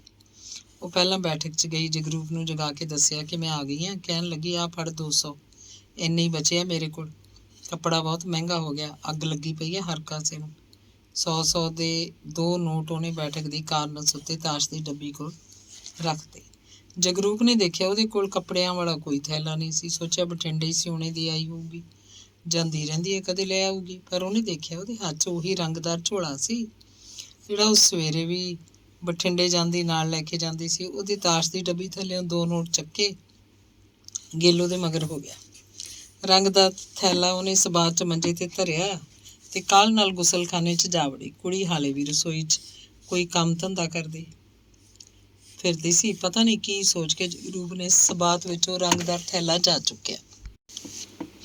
ਕੁੜਤੀ ਸਲਵਾਰ 'ਚੋਂ ਉਸ 'ਚ ਉਹਦੀ ਕੁੜਤੀ ਸਲਵਾਰ ਸੀ। ਕੁੜਤੀ 2 ਥਾਂ ਤੋਂ ਫਟੀ ਹੋਈ ਸੀ। ਕੁੜਤੀ ਸਲਵਾਰ 'ਚੋਂ ਸ਼ਰਾਬ ਦਾ ਗੰਦਾ ਮੁਸ਼ਕ ਮਾਰਦਾ ਸੀ। ਤੌਲੀਆ ਖੋਲ੍ਹ ਕੇ ਦੇਖਿਆ, ਚਿਪਚਿਪੇ ਪਾਣੀ ਜਿਹੇ ਨਾਲ ਗਿੱਲਾ, ਉਹਦੇ 'ਚੋਂ ਗੰਦੇ ਅੰਡੇ ਜਿਹੀ ਬਦਬੂ ਆ ਰਹੀ ਸੀ। ਜਗਰੂਪ ਦੇ ਸਿਰ ਨੂੰ ਚੱਕਰ ਆਉਣ ਲੱਗੇ। ਉਹ ਬੱਸ ਅੱਡੇ ਤੋਂ ਸ਼ਰਾਬ ਦੇ ਠੇਕੇ 'ਤੇ ਨਹੀਂ ਗਿਆ, ਬੈਠਕ 'ਚ ਜਾ ਕੇ ਰਜਾਈ 'ਚ ਵੜ ਗਿਆ। ਥੋੜ੍ਹੀ ਦੇਰ ਬਾਅਦ ਉੱਠ ਕੇ ਮਨਪ੍ਰੀਤ ਤੋਂ ਪਾਣੀ ਦਾ ਗਲਾਸ ਮੰਗਵਾਇਆ, ਇੱਕ ਖਾਲੀ ਕੌਲੀ। ਜਾਣ ਲੱਗੀ ਕੁੜੀ ਨੂੰ ਕਿਹਾ, ਅੱਜ ਉਹ ਰੋਟੀ ਨਹੀਂ ਖਾਏਗਾ, ਭੁੱਖ ਨਹੀਂ, ਚਿੱਤ ਮਰਿਆ ਪਿਆ। ਉਹਨੇ ਬੈਠਕ ਦਾ ਅੰਦਰਲਾ ਬੱਲਬ ਨਹੀਂ ਜਗਾਇਆ। ਬਾਹਰਲੇ ਬੱਲਬ ਦੀ ਰੋਸ਼ਨੀ ਅੰਦਰ ਆ ਰਹੀ ਸੀ। ਚੀਜ਼ਾਂ ਦਿਸਦੀਆਂ ਸਨ। ਉਹ ਖਾਸਾ ਚਿਰ ਬੈਠਾ, ਜਿੰਨੀ ਵੀ ਉਹਦੇ ਕੋਲ ਫੀਮ ਸੀ ਕੌਲੀ 'ਚ ਪਾਣੀ ਪਾ ਕੇ ਘੋਲਦਾ ਰਿਹਾ। ਉਹਦੇ ਦਿਮਾਗ 'ਚ ਇੱਕ ਗੱਲ ਆਉਂਦੀ ਸੀ, ਇੱਕ ਗੱਲ ਜਾਂਦੀ, ਤੇ ਫਿਰ ਸ਼ਰਾਬ ਦੀ ਪੈਗ ਵਾਂਗ ਉਹ ਕੌਲੀ ਦਾ ਸਾਰਾ ਕਾਲਾ ਪਾਣੀ ਪੀ ਗਿਆ। ਉੱਤੋਂ ਦੀ ਗਲਾਸ ਦੇ ਪਾਣੀ ਦੀਆਂ 2 ਘੁੱਟਾਂ ਭਰ ਲਈਆਂ। ਉਹ ਇੱਕ ਵਾਰੀ ਸੁੱਤਾ, ਮੁੜ ਕੇ ਜਾਗ ਨਹੀਂ ਆਈ। ਖਾਸਾ ਦਿਨ ਚੜ੍ਹੇ, ਉਹਨੂੰ ਕਿਸੇ ਨੇ ਬੁਲਾਇਆ ਨਹੀਂ ਸੀ। ਤੇ ਫਿਰ ਇੱਧਰ ਉੱਧਰ ਤੁਰਦੀ ਫਿਰਦੀ ਗੇਲੋ ਨੇ ਉਹਦੇ ਮੂੰਹ ਤੋਂ ਰਜਾਈ ਦਾ ਪੱਲਾ ਪਰਾਂ ਕਰਕੇ ਦੇਖਿਆ। ਉਹ ਮਰਿਆ ਪਿਆ ਸੀ। ਮੱਥੇ ਦੇ ਵੱਟ ਬਹੁਤ ਡੂੰਘੇ ਸਨ।